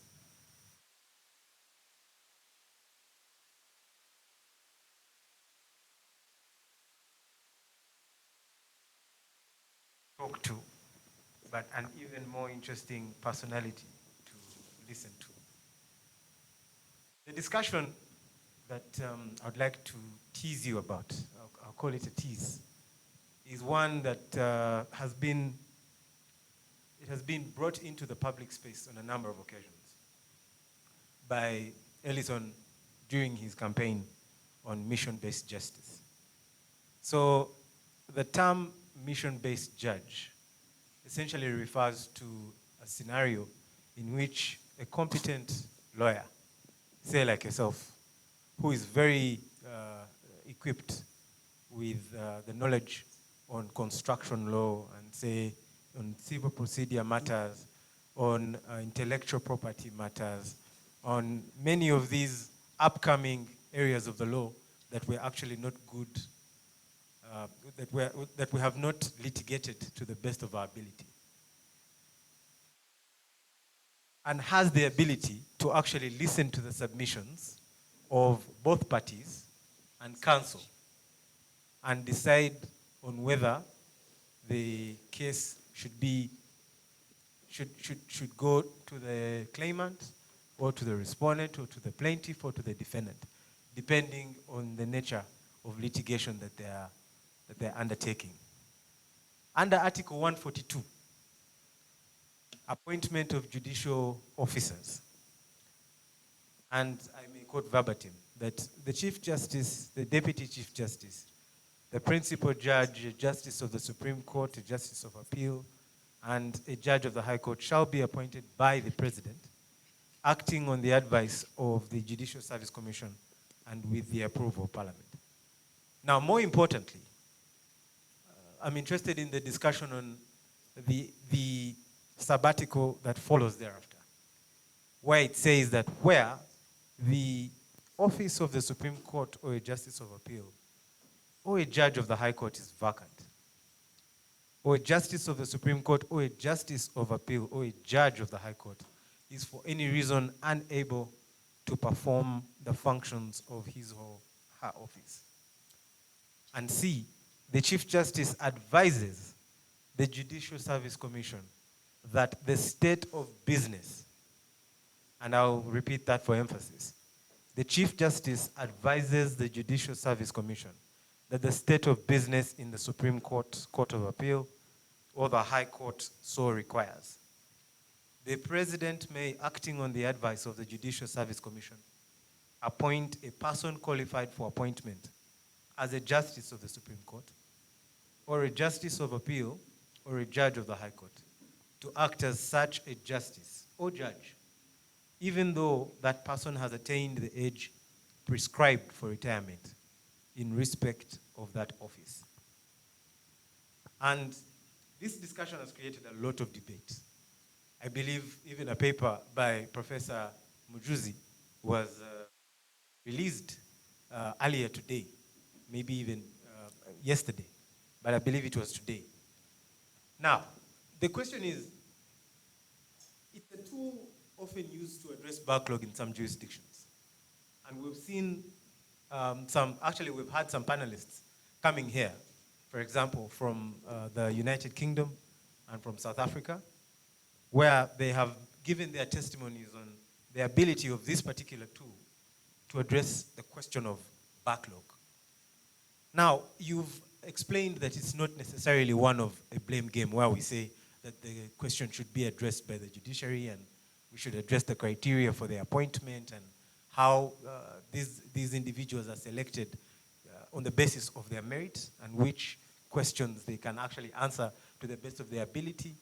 But also, the lawyers should also take it upon themselves to prepare and be the best at what they do before the court. Basically assist the court as officers of the court. Now, it risks creating a parallel unaccountable tier of short-term judges. The worry is that it creates a parallel unaccountable tier of short-term judges. Because the idea is that you get in, you get out. In your view, what would you say, one, what's your opinion on this particular article? And would you say that it would be helpful to the system? Is it one that we have misinterpreted? Or is it one that maybe the system should be able to elucidate more upon? And three, would you be willing to serve as a mission-based judge if you were so appointed? Thank you. Thank you. Very interesting question. One, I tend to agree that reading Article 142 that you have read, it's permissive of a possibility of appointment of persons qualified to be judges, but on short-term contracts. That is an option we can explore. Number two, when you say they are unaccountable, there must be terms of reference for these particular short-term judges. And once the terms of reference are very clear, then they are accountable, because there are clear parameters on how they should dispense justice. Number three, we have had lawyers as very effective mediators who have resolved these disputes. We have had lawyers as very effective arbitrators who actually do work akin to that of judges.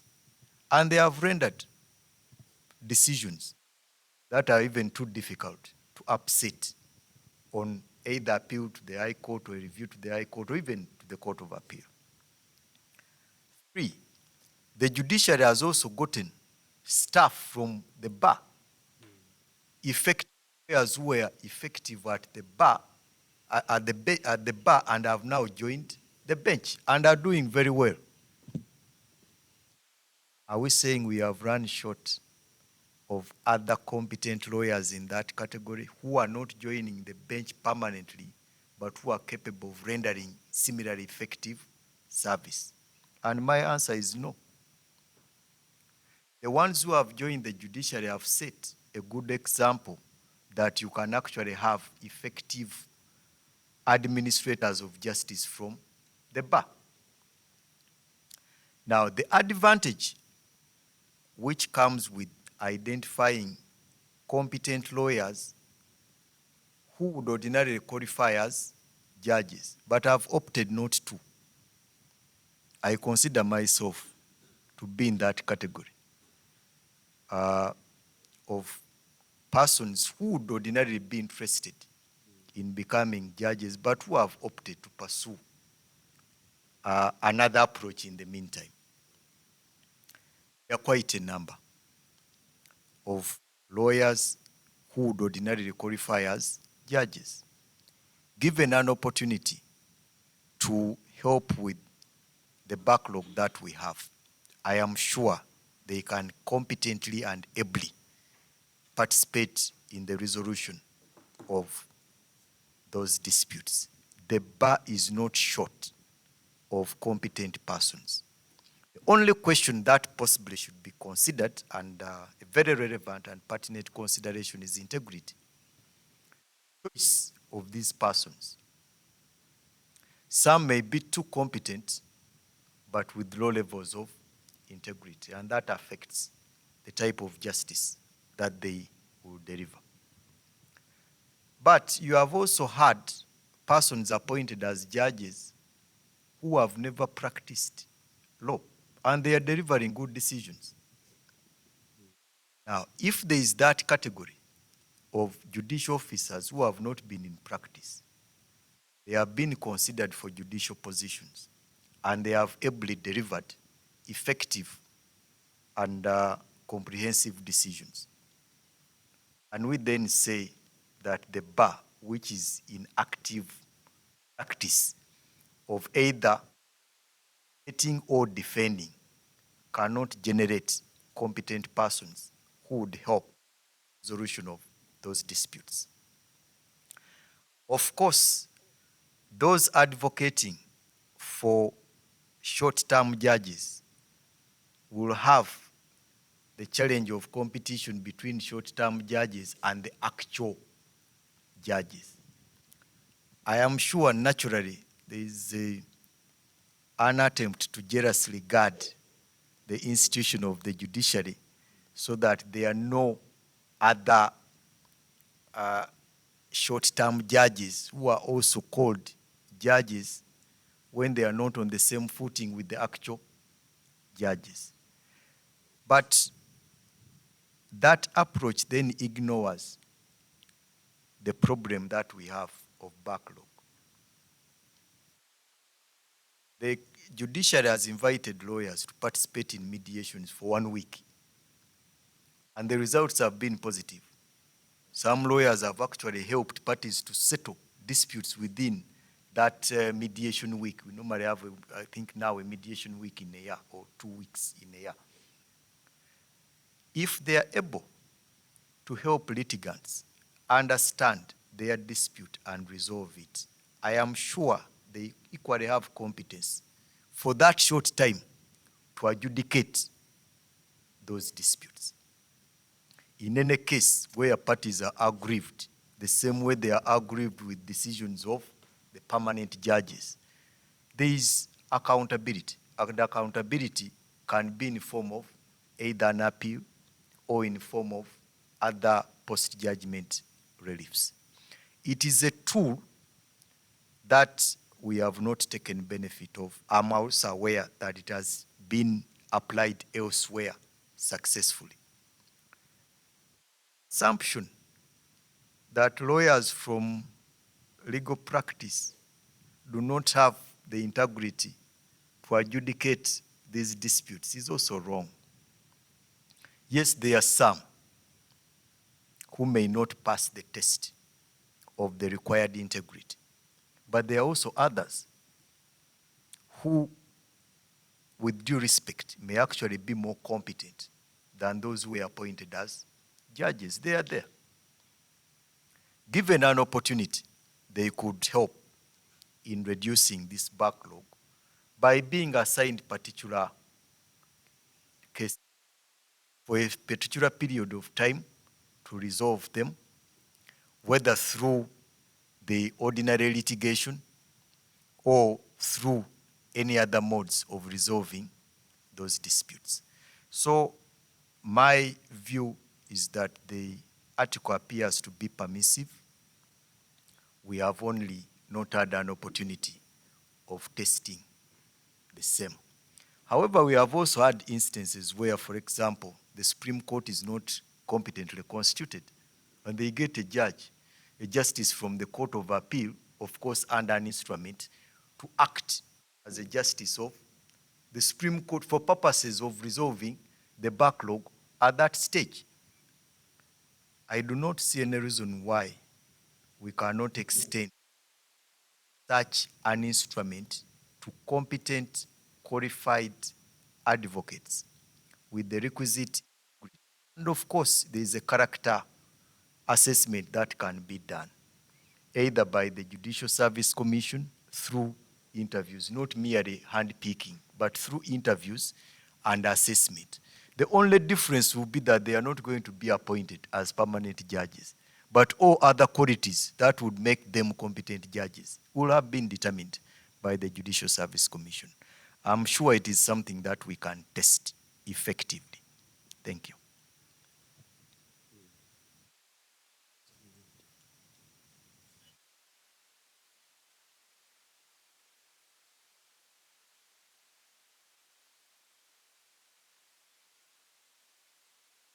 Yes, Mr. Son, you're clear. You may proceed. I knew you wanted to have a rebuttal on these mission-based charges. I was very sure you are going to come back before you go to your sleep or before you wake up because in the morning, wherever you are. So you may proceed, sir.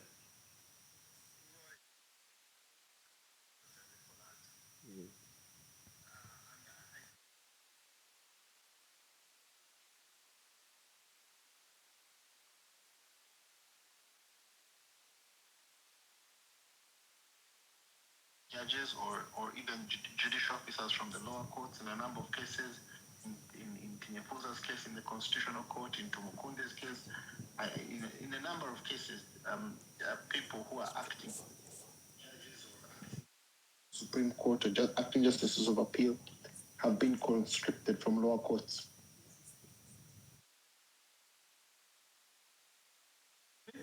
I think it is purposeful. I think it's not an act. And I thank Mr. Chaz for really pointing this out. In Uganda today, backlog is not an administrative inconvenience. In my view, backlog is a constitutional crisis. The promise of the 1995 Constitution is that every single person is entitled to a fair and speedy trial before an independent and impartial tribunal. Today, we have dropped the word speedy from our language. Today, right now, I have seen cases where a court is promising not to give someone bail because they shall give this person a speedy trial. A speedy trial is not a privilege.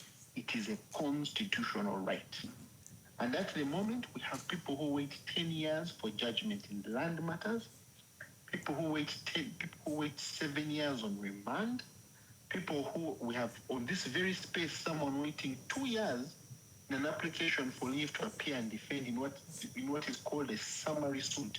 There is nothing summary about waiting 2 years for your application to be heard. To have a solution to what is becoming a serious issue of delay, in my view, would be mildly put institutional negligence. 142.2 does not replace permanent judges, it reinforces them. It does not erode the judicial office, but it is, I think, a valve that lets the pressure out. So I support guarding the judicial office, Reina, but we must also guard judicial effectiveness. A court overwhelmed by backlog does not serve the citizen, does not serve the Constitution, does not give the public an idea of judicial independence. So again, allow me to thank Mr. Chaz for the clarity and precision with which he has addressed this issue, with a legal mind, with a mind as sharp as his, agreeing with a point as pure as this. I think supporters of our proposal can be sure we are not wrong. And I think Mr. Chaze will agree with me that the way he's talking, everybody can now see that nobody can stop reggae. Thank you so much.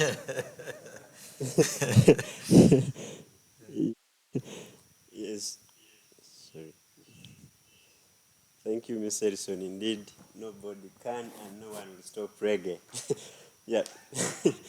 Yeah, we are coming to the end of the conversation and you can see very many comments and people are sending requests to speak. We are going to give you the chance to share your thoughts, ask your questions. Others you can keep sending in the comment section. But before we get the comment section on that, I would like to ask just 2 questions to Mr. Chaze. Then we can get to the comment section and people are requesting to speak. I think my first question relating to your submission related on understanding the subject matter for lawyers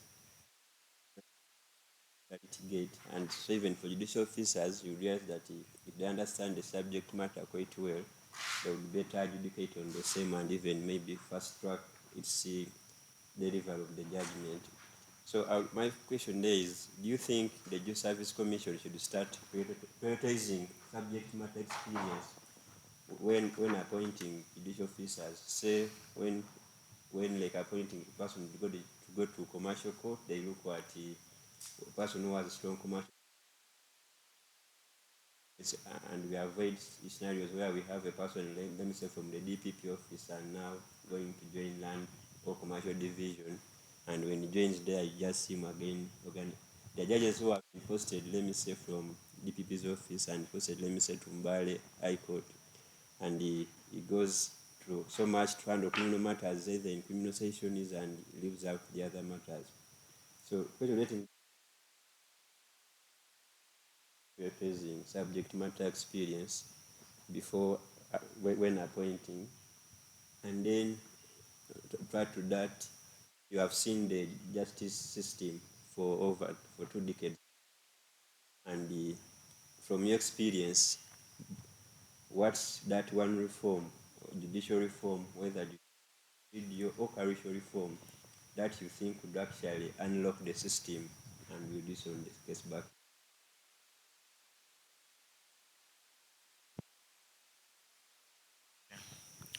Thank you very much, my brother.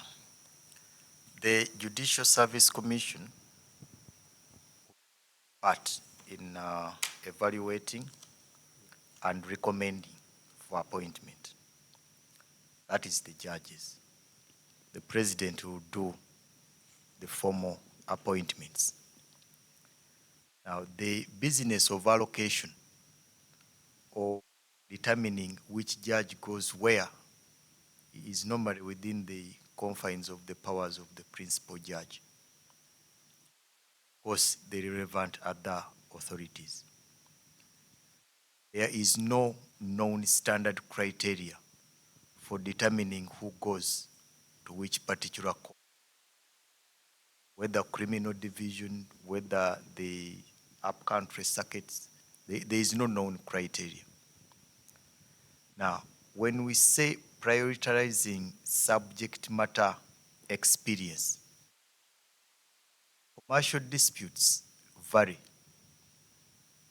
and getting a judge who has experience means experience in a particular area of commercial law, be it insurance, be it corporate finance, be it intellectual property, be it construction.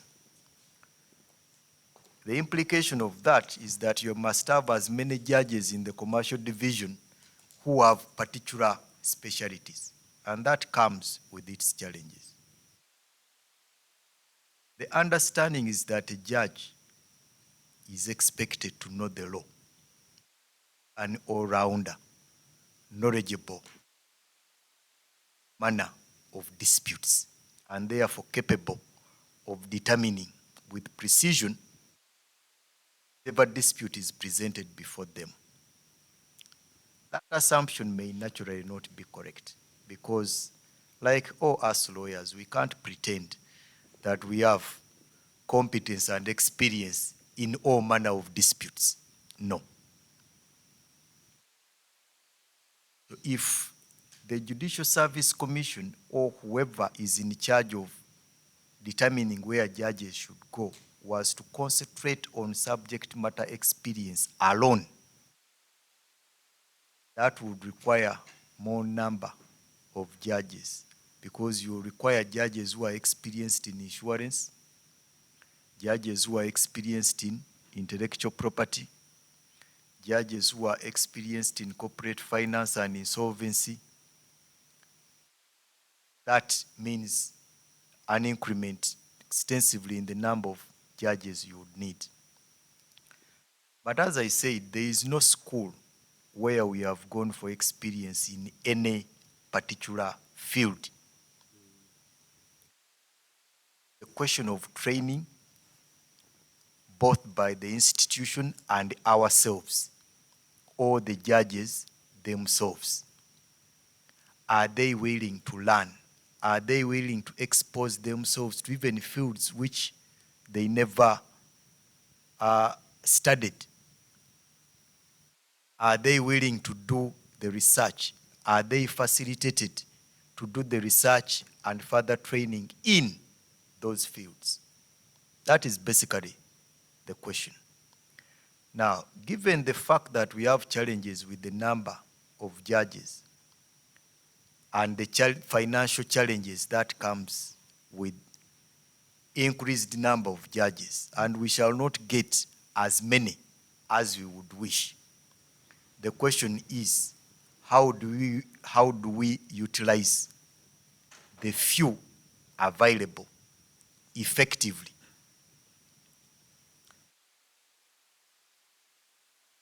The question of training, exposure, encouraging them to learn new fields as quickly as possible so that they deliver justice? Or do we go for increased number of judges for particular commercial disputes? And the limitations that we have. Yes, there are judges who have been in the commercial field, and indeed, it would be easier for them to resolve commercial disputes. But the commercial division embraces all manner of commercial disputes, and I'll give you an example. Assuming that the judge comes from Bank of Uganda or from DFCU Bank, and he has been the head legal. Another one comes from URA, and he has been the head legal. Both of them have competences in the fields where they have been. But they are coming to a court which has a combination of all these disputes. That means the one from URA would be better suited to deal with tax disputes. The one from a commercial bank or from Bank of Uganda will be better suited ordinarily for the bank disputes. That means you need both of them, but you don't have the resources to have them in the same division. However, not everything that we litigate upon now, we studied it in law school. Similarly, a judge cannot say that for me, I never studied banking, therefore, yeah, this matter. At the time they may have gone to school, there may not have been a Land Act. Now it is there. At the time we went to school, there are quite a number of acts that had not yet been passed. Aren't we relying on them? What matters is what interest do you have in what you are doing. So there are judges who were taken to the commercial division and they had no background in commercial law. At the beginning, of course, it's a struggle. You see, it's a struggle to try and understand how that practice works. But after months or even 1 year, the type of decisions that they are rendering, you would imagine that their background was in commercial law. Why? Because they have interest in what they are doing. They have decided to train themselves in new areas that they hitherto had no knowledge. They are progressive judicial officers, not stagnant ones who mine is criminal and that is it. So ultimately, yes, we can look at subject matter experience. But as I said, there is no school where they will go for that experience. It is a question of an all-round judge must try their best to fit in the current circumstances we are in by exposing themselves to new areas that were not the subject of their training, like we all do. Once the passion is there, self-training is there, the interest is there, the exposure is there, experience can only be obtained on the job where you are. So my conclusion would be that the institution, the judiciary, should encourage its own to try as much as possible to expose themselves to new areas, to do research, to read. But we as lawyers should also help. There are lawyers who have particular experience. But if a lawyer has experience but the judge is unwilling to learn, the judge is not helped. But if there are judicial officers willing, and they are there, they even ask, counsel, first take me through that particular aspect and I understand it. Because it's technology. And the judge has not been exposed to this technology and you want the judge to decide the matter in your favor. Now, those who are willing to learn actually learn in the course of proceedings. Those who are unwilling to learn because they don't have a passion for that particular area, I think it should also be in them to say, this is not an area where I should be. Ask an allocation in the commercial court when your conscience tells you that this is clearly not where I'm supposed to be. You are doing injustice to yourself, you are doing injustice to all of us. And ultimately, how will you avoid case backlog? For a person who is overwhelmed by new commercial challenges, but not corresponding with the urge to learn. That is where the challenge would be. Then the second question was, where do we go? What reforms? There have been arguments on appointments of judges and the criteria used. Some from within the bench, the lower bench, to the upper bench, like magistrates being promoted to judges or registrars being promoted to judges, or judges of the High Court going to the Court of Appeal.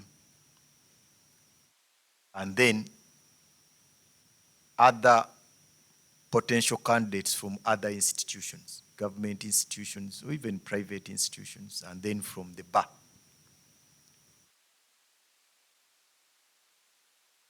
The criteria of selection and appointment is still a challenge.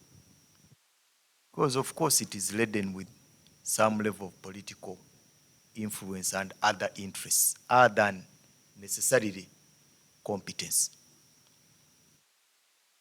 That is not to say that those who are appointed are not competent. But there is also a possibility that there are other more competent ones who were left out for other reasons. We got the Kenyan way. Public scrutiny of these individuals. Because that gives confidence to the public that this particular person deserves to be where they are. And I think it is working.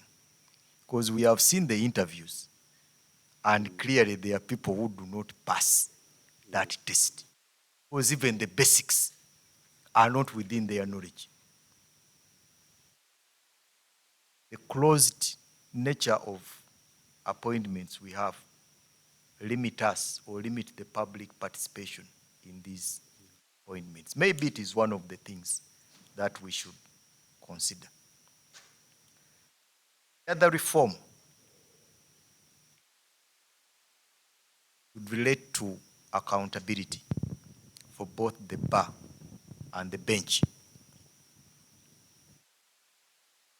I think as advocates, we always advocate for accountability of judges. They should tell us how many cases they have determined, how many rulings they have delivered. But us as advocates, what have we done to enable them to deliver those quick rulings and judgments that we advocate for? We are late in filing submissions. We file submissions that are 30 pages saying nothing. We attach authorities which are not relevant to even the subject matter. We make their work much more bigger than what it should have been. Is there accountability for our own conduct? Because we are participants in the administration and effective delivery of justice. So maybe there is need to harmonize our respective roles as the bar as well as the bench, the ultimate aim being delivery of effective service to the litigants. UK applications, and I think that explains why we have so many applications here than in the UK. Once the application is determined, you pay costs before we go to the next step. Application is dismissed, no orders to costs. They file a second one the next day. Application is allowed, costs shall abide by the suit. What would prevent them from filing that next application? So you find that council files as many applications as possible because, after all, there is no penalty. The UK, once the application is determined with costs, even the costs are determined there and then, you know what to pay. As there is that pending taxation, you already know at least part of what you are likely to pay. And I think if we have read that ruling, the recent ruling between Crane Bank and DFCU, it's very clear in the ruling itself that once you lose the application, the costs become payable. That, of course, should not be used as a tool to stifle meritorious matters before the court. But there are some cases where that could be used as a tool to limit the nature of applications. That has to be provided for in our rules. There is possibly need for reform of the civil procedure rules in that respect. One is on us as the bar. I am sure we contribute significantly to delayed justice, ineffective justice, because of our conduct. I am not advocating for punishment of advocates, but there are inexcusable circumstances where some judges have actually ordered counsel to pay costs personally. Those are extreme cases. Not as a punishment, but as an avenue, as a remedial action. Time that as we seek for accountability of the judges, we are also put to account in appropriate and deserving cases. Maybe it is something that we can consider. Lastly, emphasis on ADR is not at its best. It appears to be at the preference of the parties.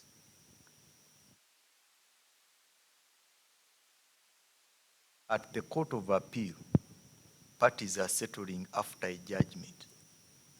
I am sure parties can be more encouraged to settle their disputes. That's the distinction I gave between a legal decision and a business decision. If we are to approach legal disputes with the business mind, most probably quite a number of disputes would be resolved through ADR. But the manner in which ADR is conducted in the courts is not encouraging. Sometimes the mediator has no knowledge of the dispute at all, but parties are appearing before that mediator apparently to mediate their dispute. He has never read, does not even understand the law governing the subject matter, cannot guide the parties. In fact, it is the parties and lawyers driving the mediator. The mediator has no control over the parties. They can shout and abuse each other, and the mediator is only reduced to the level of watching. When you have a judicial officer as a mediator, the respect parties and counsel accord to a judicial officer as a mediator.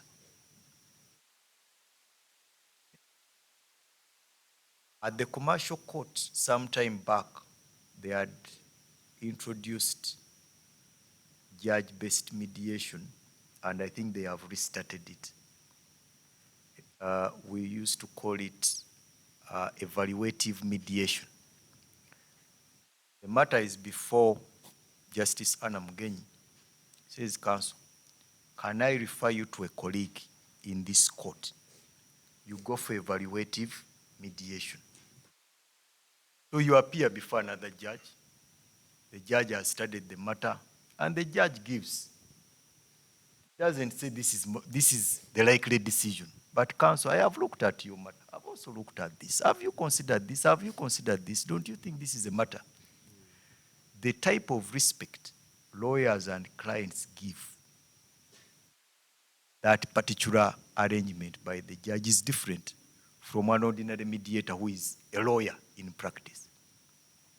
Maybe that should be encouraged. I've seen that in the commercial court, they have restarted it. And you know, when you get out of that mediation, the client says, the judge said this, counsel, I had. It is also now easier for me to persuade the client that can't you find sense in settling this matter now that you have had a hint from not one who will decide the matter, but one who might have a similar mind, like the one who will decide the matter. I know it takes time for the judges to engage in that, but it is one other workable option.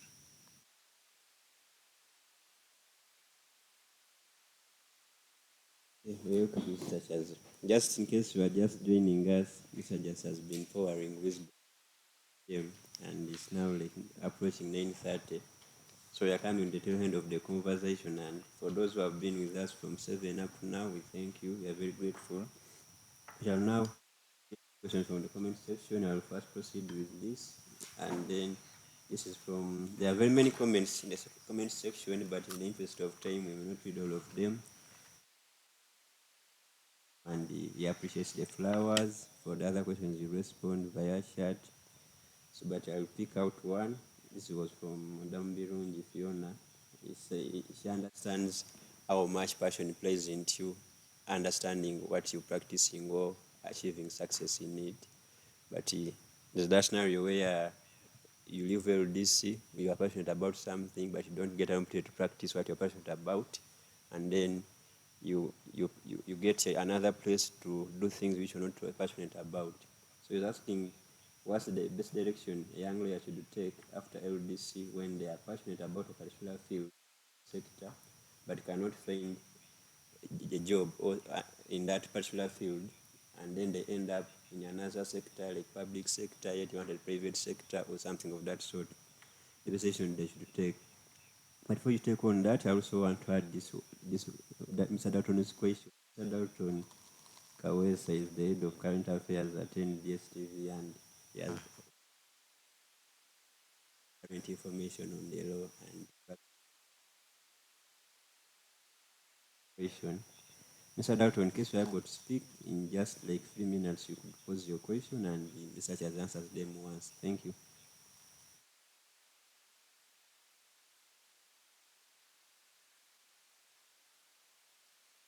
Mr. Dalton, are you able to speak?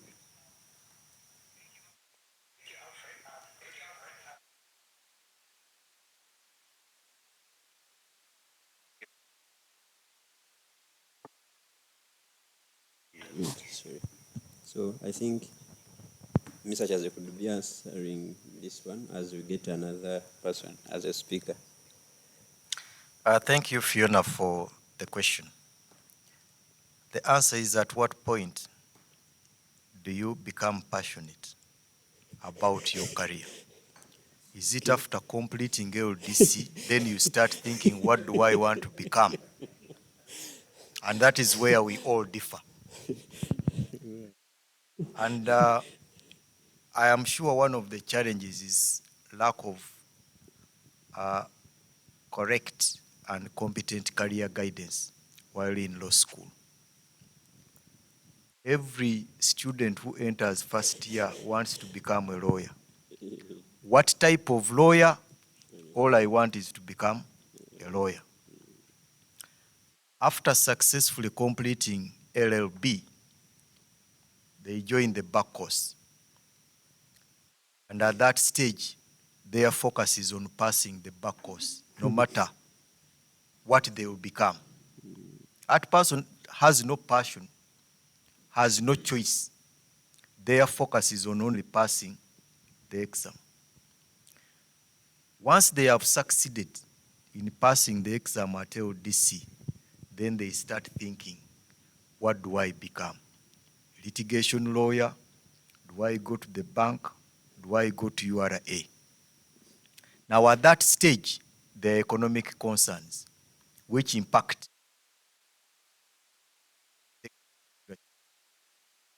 I want to become an advocate in practice. If I join a law firm, how long will it take me to get to where Chaz is and possibly make money? The level of patience is limited compared to the benefits we want in the short term. Two, the economic challenges. You would want to go to a place where you can earn money for a living now, no matter whether it is in my favorable field, as long as you get to a point where students, people who have completed the back course say, "Cancer, I will do anything. Anything that you give me, I will do." Where is your passion? When you say you want to do everything, or anything, where is your passion? So the major problem starts with, at what moment do you decide what you want to become? For example, after LDC, you want to become a legal officer in a bank, but you never did banking.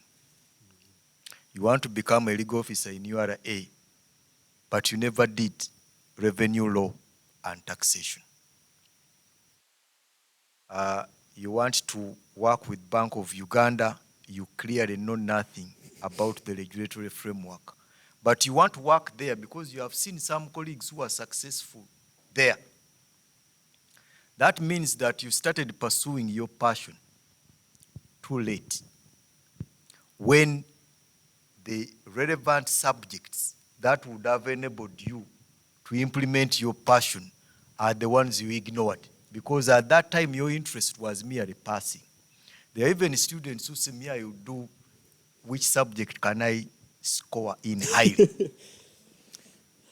Their passion is not that they would practice it. All they want for now, marks.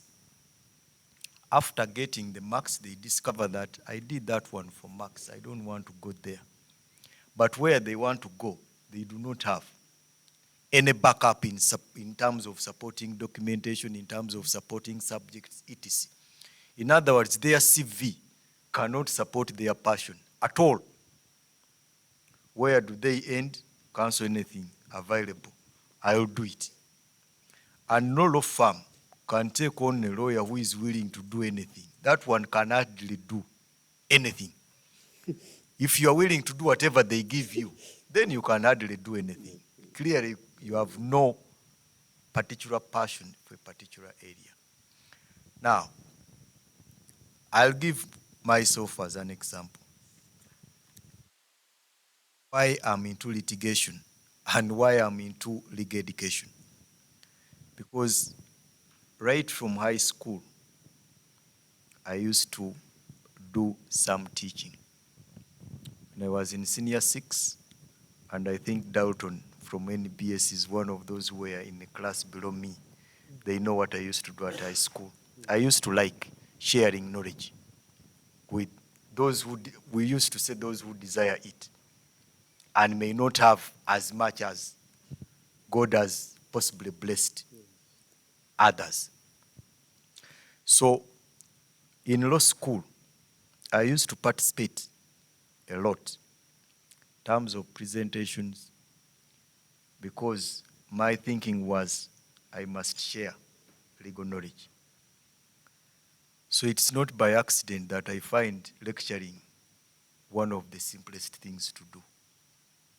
And I lecture with a lot of passion because I'm interested in what I'm doing. I am learning as I'm lecturing. I am exposed to new developments because I fear the challenge of students knowing much more than I do when they are looking up to me as a mentor. Now, I also used to go to courts in the early stages, see what happens in courts. But you find a student completing LDC, they know all the nightclubs in Kampala, but no court. Their passion is in litigation, but they are going to the wrong places where there is no litigation. Then 3, because of that passion, I'm always seeing the law in application. Even when I'm at a wedding, I'm seeing whether there is a valid one.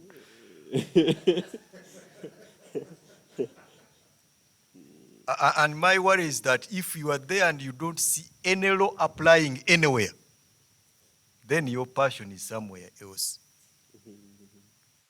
You are so excited by other things other than the law, the field where you are. That's a big problem. Now, because of the passion I have for litigation, I'm always interested in reading what is the most recent. When they post a decision of the Court of Appeal or Supreme Court, I'm not going to apply it, but I know in the future this issue will arise. I will read. Another one will say, now what is this one sending us? Is a lawyer who wants to pursue effective litigation, but is averse to reading material that would lead you there. That becomes a problem.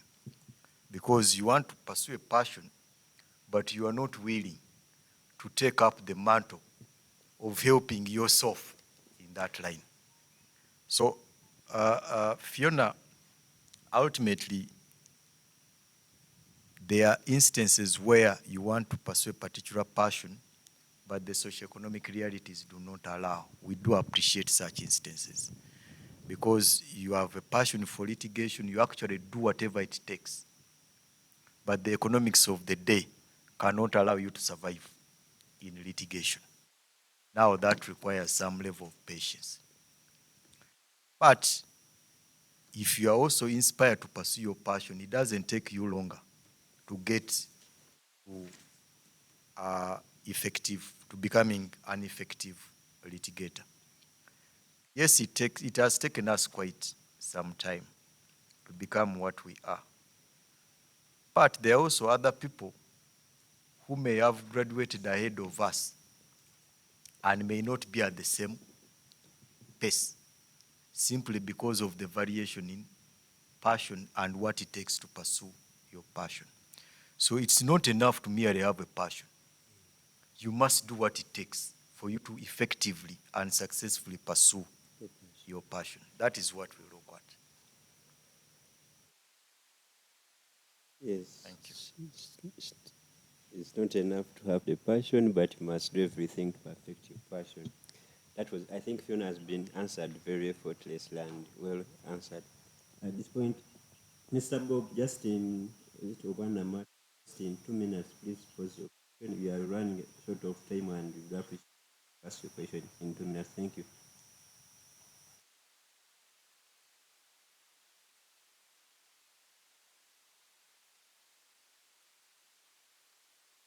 You able to speak?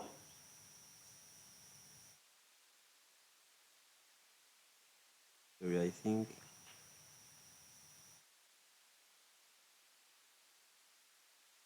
Mr. Bob is not able to speak. I have another question. Do you have some questions from the audience? You could. Thank you very much. Okay, so there's lots of questions and several comments. Unfortunately, we can't have the man here forever. Somebody said we should let him speak and speak and speak. They don't want to let you go, senior counsel.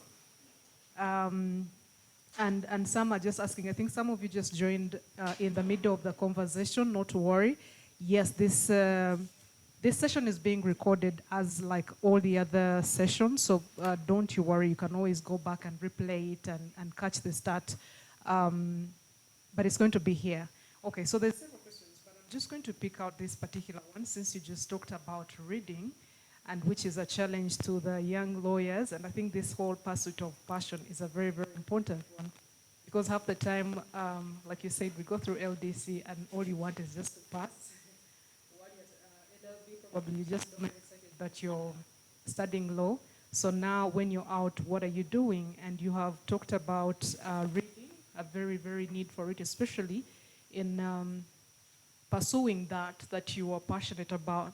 So somebody is asking that, talking of reading, which other books do you read other than the law? Since I think you've also encouraged, you were talking about even the judges and the lawyers at large to interest themselves in areas that are outside their areas of comfort or their areas of practice. Somebody's asking, outside of the law, what books are you reading? And would you kindly share with them? Over to you. Thank you very much. The art of litigation is learnt not in law books, but in courtrooms, in law firms, and in other areas where the law is. The art of legal argument can only be understood from reading precedents, submissions of lawyers, listening to their legal arguments in court, seeing their demeanor, seeing how persuasive some are over others.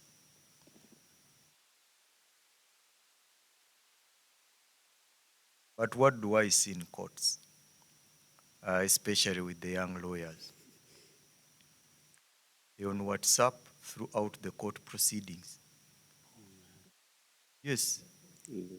I see it when we go with clerkship students. They're on WhatsApp throughout the court proceedings. They don't know why a lawyer is putting up a particular legal argument. And they assume it is so easy because they have not tried it.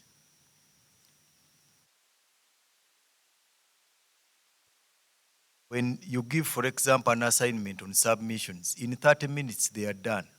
But even you, at your experience, you wouldn't complete it in 30 minutes. They are too easy to annoy. They have come for training, but they get annoyed faster.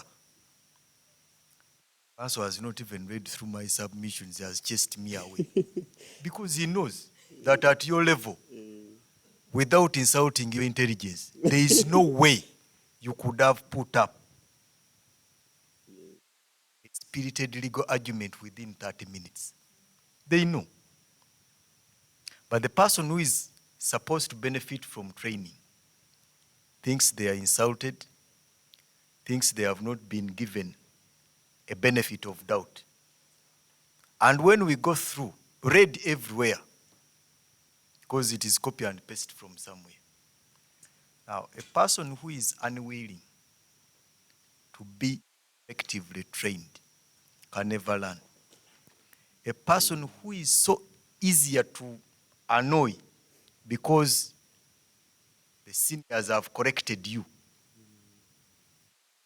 you always have your mistakes, mistake after mistake. Now, what books do we read? I'm possibly advantaged. I was a very good literature student, so my reading speed is a little high. But that is not enough. It's because I read with it. That is why it becomes easier. I read thinking someone will consult me on one day.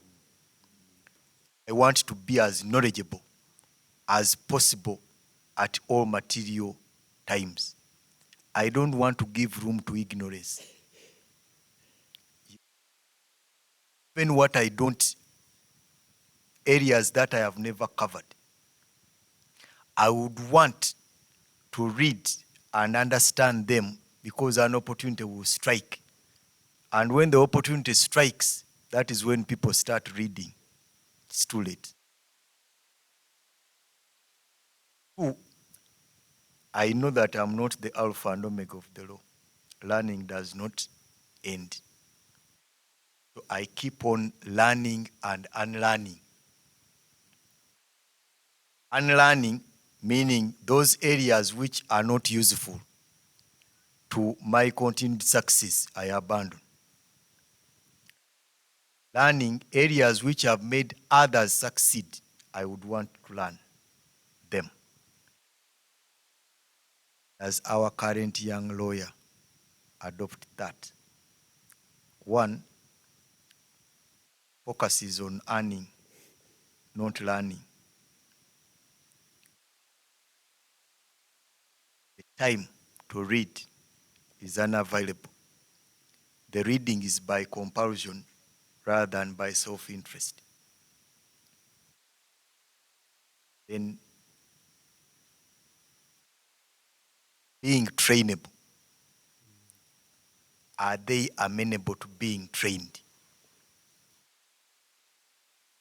Because you note that those who are ahead of you have undergone some level of training, experience to get to where they are. But are you willing to get there, or you want to jump the queue in 2 weeks? You learn and you'll be experienced, but out of so many mistakes, are you going to become an effective legal practitioner after losing 100 cases? Every case you lose, you learn a mistake. I mean, you learn to be better. And other people you are helping other people to learn from your mistakes, but you are not helping yourself. Now, it does not require us to read so many books. My position is that it is your interest. Why are you reading novels when you can't read a case report? How is the novel going to help you? When you can't read, when they give you a case of 100 pages, oh my God, 100. But when it is a novel of 300 pages, you read it passionately, and your priority is upside down. You are focusing on what is not helping your future, but you have no time for what would help you to learn how to put up legal arguments. Read the Bible, and it's a very good thing to read the Bible. People will cite verses of the Bible, but they can't cite the civil procedure rules. Can't you convert that precision? And also it helps you to bring yourself within the line of your profession. Again, those are not opportunities we are using. Someone has the ability to read the entire Bible and even cite verses of head. Go to the Civil Procedure Act and the rules, go to the Land Act, go to the Mortgage Act, nothing. But they want to be effective in this particular profession, which they are giving less attention. So, reading with interest, reading knowing that this is what will help to improve you as an advocate, is what it takes.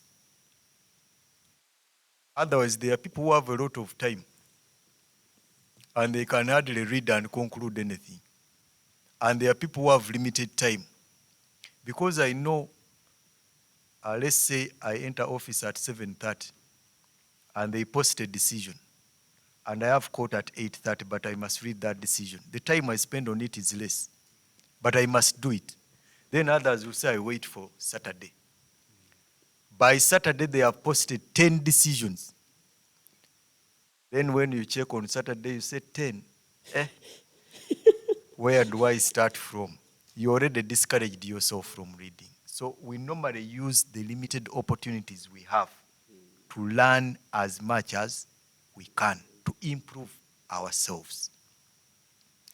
A lawyer, I don't know of any lawyer successful in practice who does not do any reading.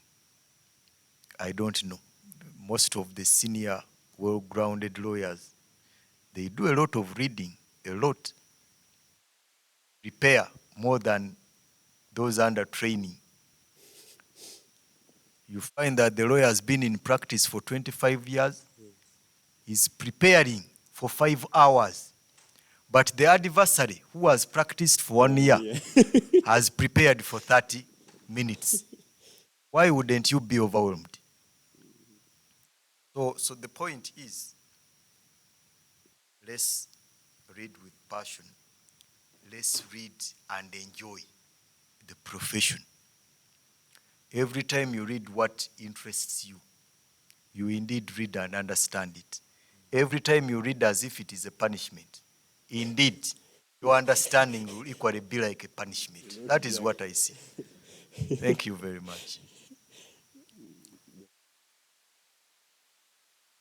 Thank you. Thank you so much, Mr. I'm sure everyone is laughing to these amazing comments as we are here in this conversation. But it goes back to what someone said. He proposes that we host you on a monthly basis. We will be willing to pay for such nuggets.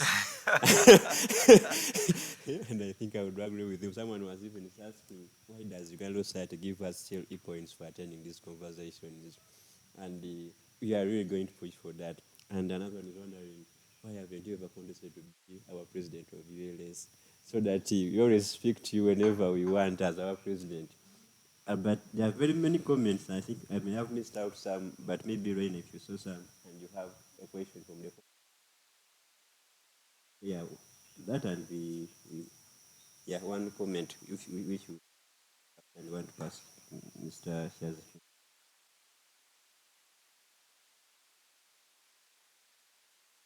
Thank you, Alfred. I haven't, there are quite a number of comments. Ladies and gentlemen, I'd just like to emphasize that these judicial service conversations, unfortunately, were always limited by time. And a man as busy as Mr. Joseph Chaz, of course, we have to let him go. But in the event that he is loved by popular demand, then we shall have no other obligation but to bring him back. And, I think it's unanimous in the room, and it is unanimous from those who are listening online that we should indeed have you to come and speak on many other topics, especially in terms of nurturing your legal career, because your entire speech at least has been, the crux of it has been preparation. Preparation, preparation, preparation.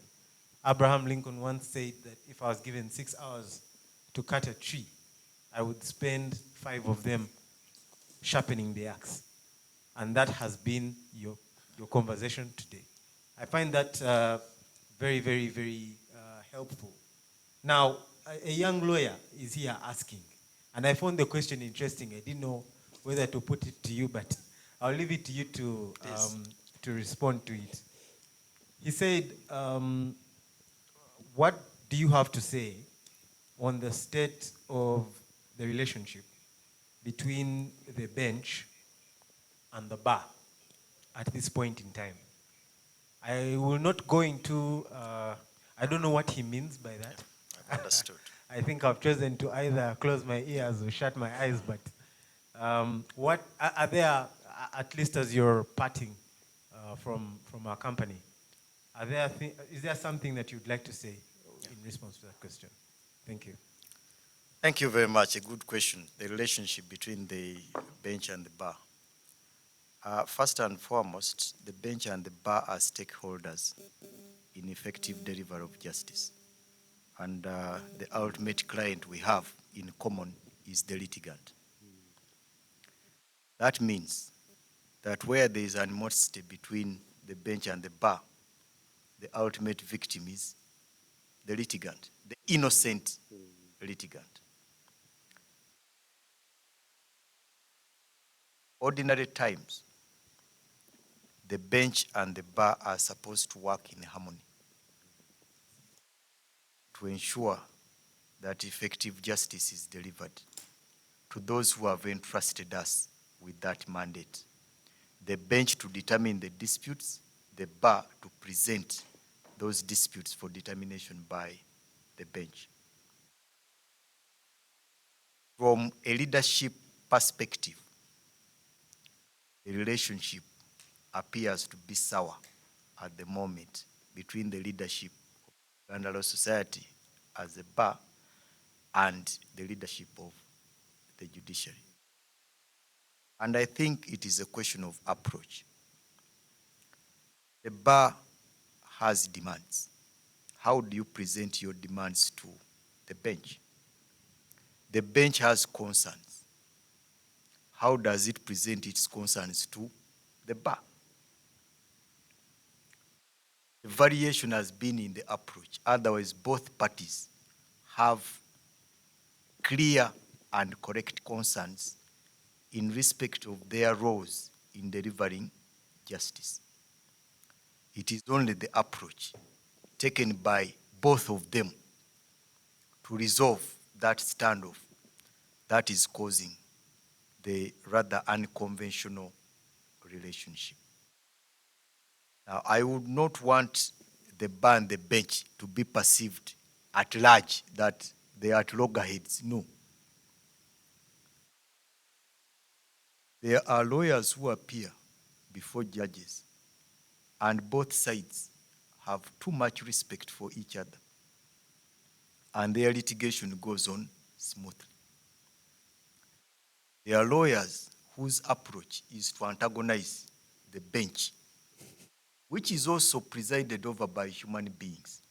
They can get annoyed, they can get stressed, they are also human. And remember, they are listening to problems. In most of the times, they are listening to people's problems, which have an impact even on them as human beings. What is the remedy then? Is it an antagonistic approach of who is mighty over the other? Is it use of the resources available to each of them against the other? You use judicial power to discipline errant lawyers. Errant lawyers use the media and other fora to attack you. Ultimately, who benefits from such approaches? No one. So the best approach, in my humble view, would be an approach that generates respect, where issues are resolved without one party thinking that the other is using its muscle or power or other unconventional practices to undermine the integrity. Conclusively, a bar that coordinates well with the bench generates respect from the public. A fight between the bar and the bench exposes all of us to the public, and they doubt our competence to effectively deliver justice to them. And when we say mediate, parties mediate, and the bar and the bench can't mediate, yet they are the proponents of mediation, why would people embrace mediation when you, the proponents of mediation, have failed to resolve your disputes through mediation? So I think a harmonious approach to relay concerns on either side is the best way of resuscitating the hitherto relationship between the bar and the bench. Thank you.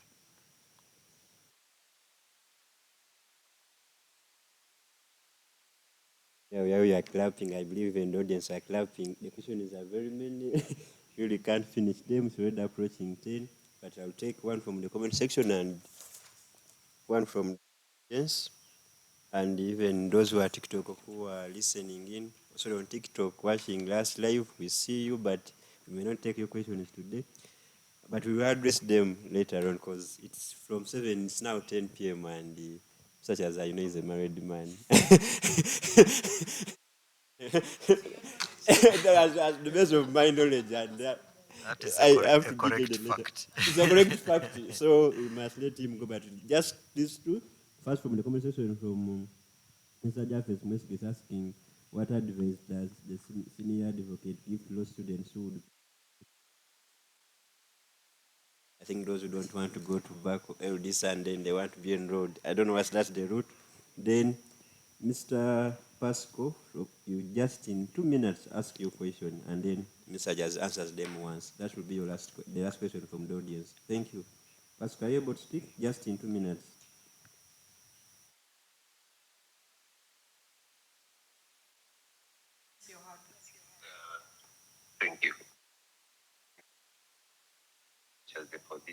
and it's a with another sort of law school with him. A conversation with Mr. Chaz is worth years of reading books. So thank you for that. I have a question for you, Mr. Chaz, and for me, this is from a young lawyer who is asking, in consideration of economic realities, of a young lawyer, but who is also transiting. See, you're there, you're 34 to 40, those are 6 years, 40 to 50, those are 10 years. So in 15 years, you have to make it financially, but then also you have to establish your niche. In simple terms, you have to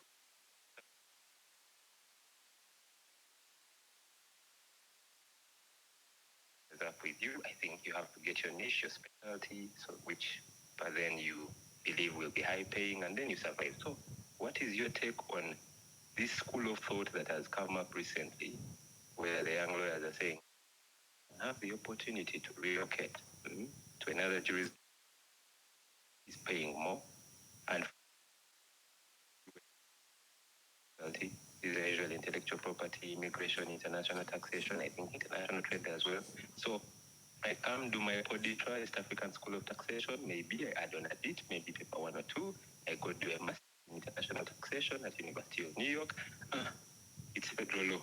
I enroll in one state, practice international taxation in any state.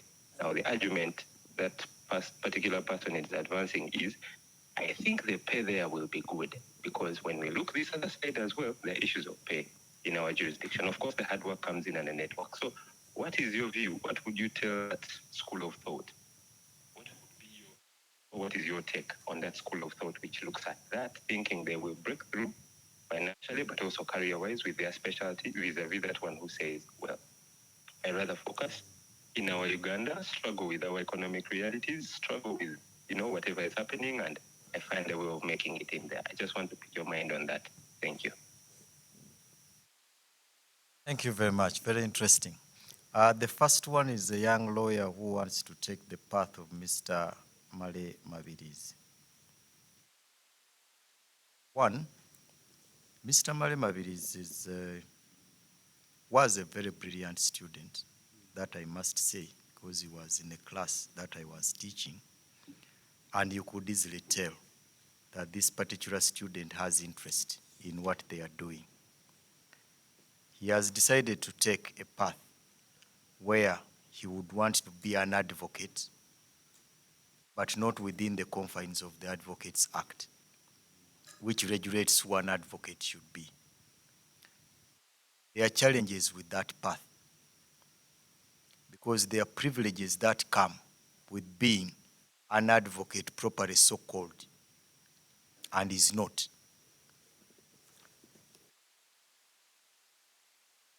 Do not become advocates for the sake. We have clients who look at us and would want to see us as advocates properly so-called.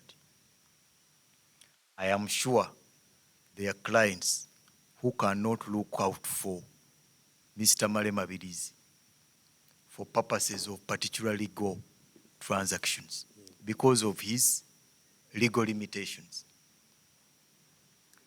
But I'm also sure that internally he must also be aware and possibly thinking, I wish I had done the back course, because in my view he would have been a very good advocate.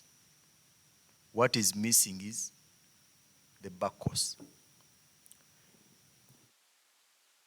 My practice and my life, I normally want to be inspired by persons who have done it right, not by persons who want to get it right through unconventional means. Hope the young lawyer has understood my context. That you want to become you don't want to go through the training that would render you become an advocate.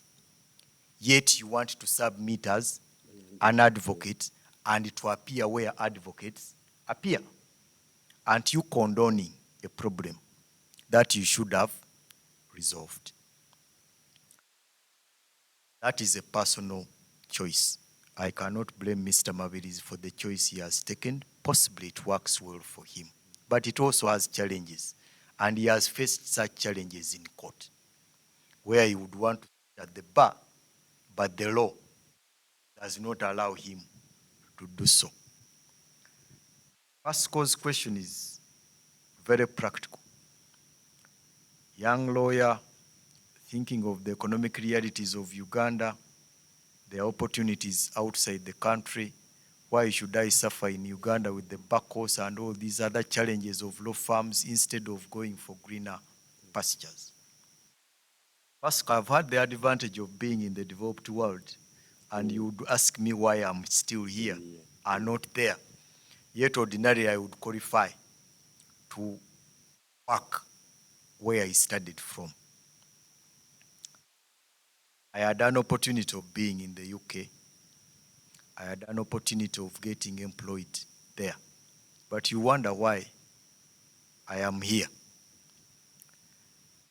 This of an advocate or a lawyer is not a question of which jurisdiction they are in. Because there are actually people who left Uganda and went to the US and the UK, and we are better than them. And it's not a question of difference in years. They could have been in the same years with us. And they're actually working. They are also earning. But the expenditure does not allow them to even save anything to develop. That is one. Two, may take you some time to succeed in this country. What causes that? Are you promoting yourself, or you are waiting for other people to think that you are good and they look out for you? There are two categories of lawyers here. There are lawyers who have been academically excellent, that the market looks for them. There are lawyers who, I would say, were not properly guided in their early stages of school. Very brilliant, wasted opportunities. Meaning, they have to look for the opportunities, not the opportunities to look for them. There's another category. Very brilliant lawyers who never made use of what we call social capital at all. In other words, until they produce their papers, no one can believe that they are what they say. Reason being, they over-focused on academic training and forgot that success is not merely about academic excellence. Success is also about connections, social connections that you make right from law school to where you are. But they were also brilliant and too selfish because they want to be the best. They fail to recognize that those who are less intelligent than them actually have other advantages. They didn't help them. They didn't look out for them. So ultimately, they come up with good grades, but they can't find employment because they never made use of their social capital. Yet they should have used their brilliant levels to attract other useful relations that would normally get them opportunities. Yes, there are challenges, young lawyers joining law firms. Some of them actually want to start their own. They have not been coming to class in time. They're always late. They don't do any assignment. They want to start a law firm to manage themselves when they have all along failed to manage themselves. That is why those law firms are there for 6 months and they disappear. When they go into a law firm, senior man is in office, let's say by 7:30. Junior counsel is in at 9. But he wants to be paid a lot. I am sure in law firms, payments are also dependent on what contribution are you making? Are we seeing any benefit from you? Two, are you one who is in a law firm with a business-oriented mind, or one who wants to sit in the library and do research because what you want to specialize in doesn't generate money for the law firm? Doesn't. That means all other people have to act like your father or mother, looking for money to sustain you. But what you do contributes nothing to the growth of the business. Why wouldn't you struggle for some time? And again, that is because you focused on reading, you never used any available opportunities. Yes, there are people who have gone abroad, Pasco, and they have become very successful. But there must be a reason why they are successful. Don't look at their current success. Identify reasons that have made them successful. Do you fall in that category? Because if you don't, even if you go, it will be the physical body outside the country. But the mentality you have is of a Ugandan. You can't succeed in such a country when your mentality is not one of improving your career for purposes of the economic gains that come with it. So ultimately, the choice of whether you stay here or you go out of the country and whether or not you succeed depends so much on your personality, on your aspirations, and on the opportunities that you have created. Otherwise, it is not mere physical movement from Uganda to elsewhere that will guarantee your economic success or your career success. Thank you. This, this is going to be cut out to be another podcast of sorts. We really we have offered that. Sorry. This is really going to be another podcast to be cut out, not only for the audience. So there are very many questions, there are very many requests to speak, but we can't proceed any further from now. We are very sorry for that. We have 2,000 listeners on TikTok, viewers.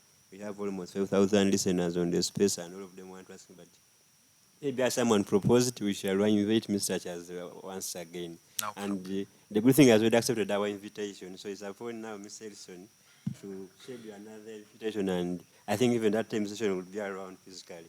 So at this point, I just want to invite you to make your parting shots. We have been with you since 7. It's now almost 10:30. We can no longer hold you any further. You just your parting shots and the last words. Pending the next invitation when you're coming back, because we're sure we shall have you back. Thank you. First and foremost, I'm humbled to have been invited to share what I've been able to share. I am a fan of sharing legal knowledge. I am a fan of sharing ideas. I like inspiring colleagues to even become better than I am. But I also believe in myself. And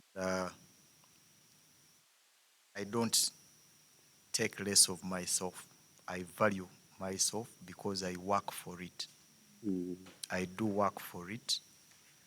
And I always want those lawyers I inspire to learn the correct things about me. I am no saint.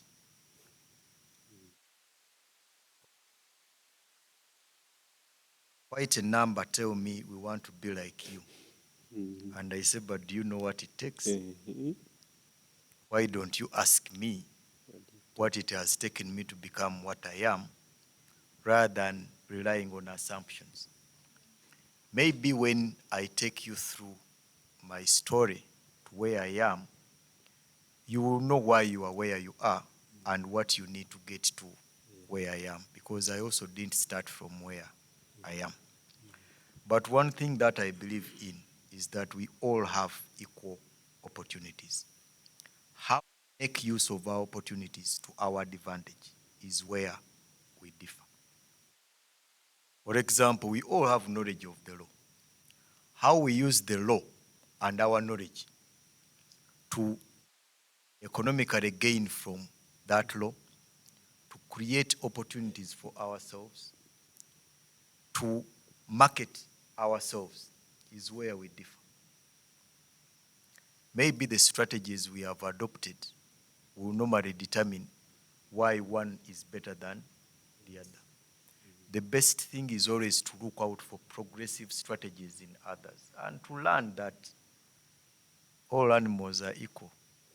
Some are more equal than others, but you can also aspire and do what it takes to get to that privileged category that you would want to get to.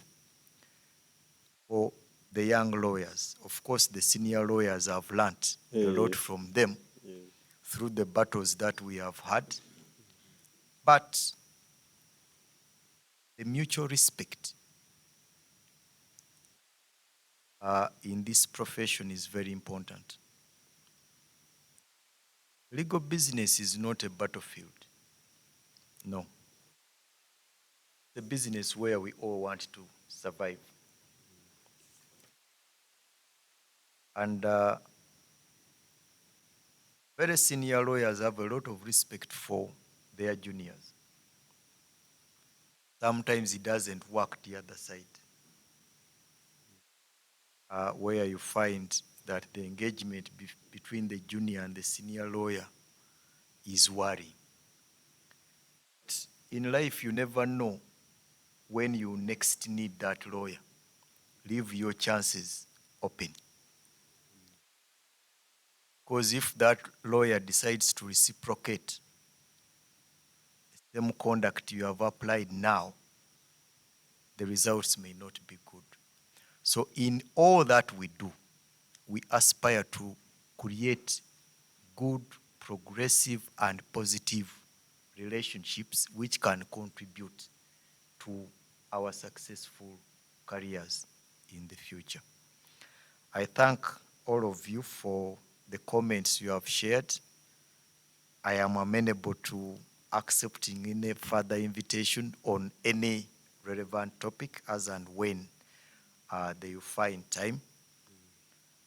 But I also continue to pray that all of us succeed and benefit from the profession that I've cherished since I was in primary school. And I always thank God that I am where I'm actually living my dream. I always wanted to be a lawyer, and I'm glad I have not disappointed myself. I have not disappointed those who had faith in me that I would become a good lawyer, including my teachers. And ultimately, I'm happy for myself that I am succeeding where I thought I should be. And I pray that whoever joins the legal profession, whoever is in the legal profession, whoever is struggling in the legal profession, there will be a time when you will think that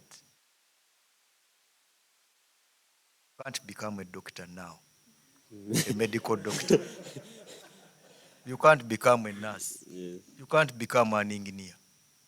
Just accept that you are in the legal profession, make use of the available opportunities, and you will enjoy the legal profession. At least I have no regrets being what I am in the legal profession, and I thank God for that. Bless you all. Continue to enjoy your practice in this privileged profession. Thank you. Who is waiting up this time? I have been reminded of my obligation to thank the ones at home, my wife and the lovely children. They have been checking on me to find out why it is taking a little longer for me to be home, but I'm doing justice and making a contribution. And what I am doing also contributes to their successful life at home. So I will not be condemned in any way. Yes. Thank you. Perfect. You have really made your case. They're open for you. At this point, I'm sure, I hope Mr. Wilson is not yet asleep from wherever he is. He could have his parting shots and we close. This is purely your guest. Yeah, I think he's off. So thank you for those who have joined us from 7 p.m. up to now, almost 11 p.m. on Twitter, TikTok, YouTube, and all of you join us every Wednesday. All Joy, Raina, Mercy, and Miss Elson for even when he's away for trusting us to continue with this conversation because nobody can stop reggae. So at this point in time, please, members of ULS, even those who are not members of ULS, but they can influence their seniors. When that time reaches and you are voting out to the Judicial Service Commission, please remember the name. Remember the lawyer's lawyer, Mr. Elson Karuhanga, because tuli mujjawo omusajja asinga Elson. So